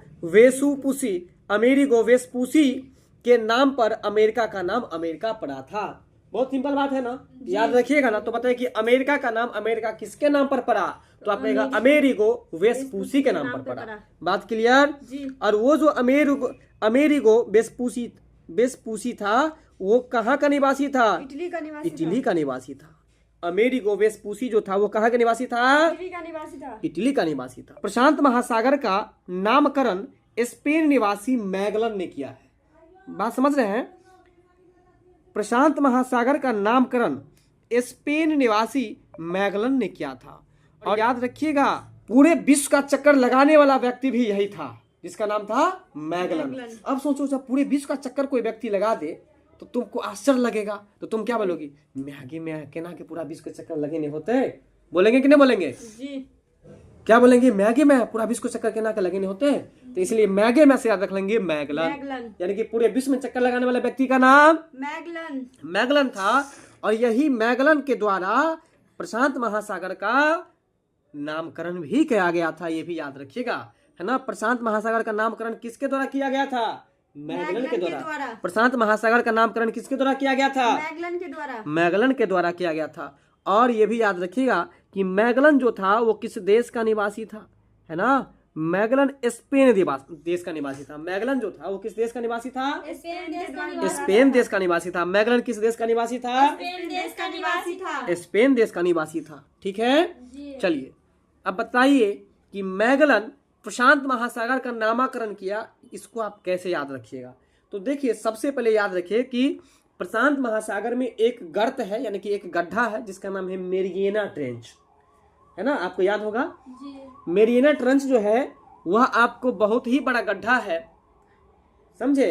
तो इसलिए याद रखिएगा जब बहुत बड़ा गड्ढा जो होगा तो उस गड्ढा में गिरने के बाद व्यक्ति कहाँ जाएगा नहीं जाएगा कुछ पता नहीं चलेगा, है ना। तो हम लोग क्या सोचेंगे कि अगर डूब गया तो थोड़ा ऊपर आएगा ना मरियो करके, क्योंकि मरने का जो जब वो लाश फूल जाता है तो ऊपर आता है ना पानी के ऊपर। लेकिन प्रशांत महासागर में जो व्यक्ति कोई अगर डूब जाएगा तो समझिए वो ऊपर नहीं आएगा, तो वो जाएगा कहाँ? तो आप ऐसा सोच लीजिए कि प्रशांत महासागर में मेरियाना ट्रेंच में जाकर के वो गलिए जाएगा। क्या हो जाएगा? गल जाएगा। तो गल जाने से याद रखेंगे मैगलन मतलब गल जाएगा ना, तो मैगलन में गल लगा हुआ है ना, तो मैगलन यानी कि प्रशांत महासागर का नामकरण किसने किया? मैगलन ने किया। और पूरे विश्व का चक्कर किसने लगाया? मैगलन ने ही लगाया था। और मैगलन जो था वो किस देश का निवासी था? स्पेन का। मैगलन किस देश का निवासी था? स्पेन का। मैगलन किस देश का निवासी था? स्पेन का निवासी था। बात समझ में आ रहा है ना? चलिए अब एक बात ये भी याद रखना है कि मैगलन जो स्पेन देश का निवासी था, इसको कैसे याद रखेंगे? तो आप सोचिए जो व्यक्ति पूरे विश्व का चक्कर लगाएगा उसके शरीर में पेन होगा कि नहीं होगा? होगा। इसलिए याद रखिए कि जो पूरे विश्व का चक्कर लगाएगा यानी कि मैगलन जो होगा पूरे विश्व का चक्कर लगाएगा, बेचारा को पेन होगा, तो इसलिए पेन से याद हो जाएगा स्पेन। यानी कि मैगलन किस देश का निवासी था? स्पेन देश का निवासी था। और प्रशांत महासागर का नामकरण किसने किया है? मैगलन ने किया है। आइए आज का जो लास्ट प्रश्न है इसको भी जरा हम लोग देख ही लेते हैं। प्रश्न है कि समुद्री मार्ग से संपूर्ण विश्व का चक्कर किस मार्ग से? समुद्री मार्ग से संपूर्ण विश्व का चक्कर। आ गया ना प्रश्न अभी जो आपको बताए? समुद्री मार्ग से क्या गया याद रखिएगा, संपूर्ण विश्व यानी कि पूरे विश्व का चक्कर जो लगाया है समुद्री मार्ग से संपूर्ण विश्व का चक्कर लगाने वाले पहले व्यक्ति कौन थे? तो याद रखिएगा कि पहले व्यक्ति का नाम जैसे पूछा जाए तो उनका नाम मैगलन था, यानी कि इसके बाद इस प्रश्न से स्पष्ट है कि इसके बाद और भी दूसरे व्यक्ति थे, तभी तो ये पहले व्यक्ति बने। तो इसलिए याद रखिएगा कि समुद्री मार्ग से संपूर्ण विश्व का चक्कर लगाने वाला पहला व्यक्ति कौन था? तो मैगलन था। समुद्री मार्ग से ये बेचारा चक्कर लगाया था। किस मार्ग से? समुद्री मार्ग से। कैसे? समुद्र में तैर करके लगाया होगा। तो कैसे? समुद्री मार्ग से कैसे लगाया होगा? सोचिए, जहाज के माध्यम से। किसके माध्यम से? जहाज के माध्यम से। इसलिए याद रखिएगा कि मैगलन जो पूरी विश्व का चक्कर लगाया वो किस माध्यम से? समुद्री मार्ग से। किस माध्यम से? समुद्री माध्यम से या समुद्री मार्ग से। बात समझ में आया? वीडियो पसंद आया हो तो लाइक शेयर सब्सक्राइब जरूर कीजिएगा। मिलते हैं अब हम लोग अगली वीडियो में, तब तक के लिए बहुत बहुत धन्यवाद। जय हिंद।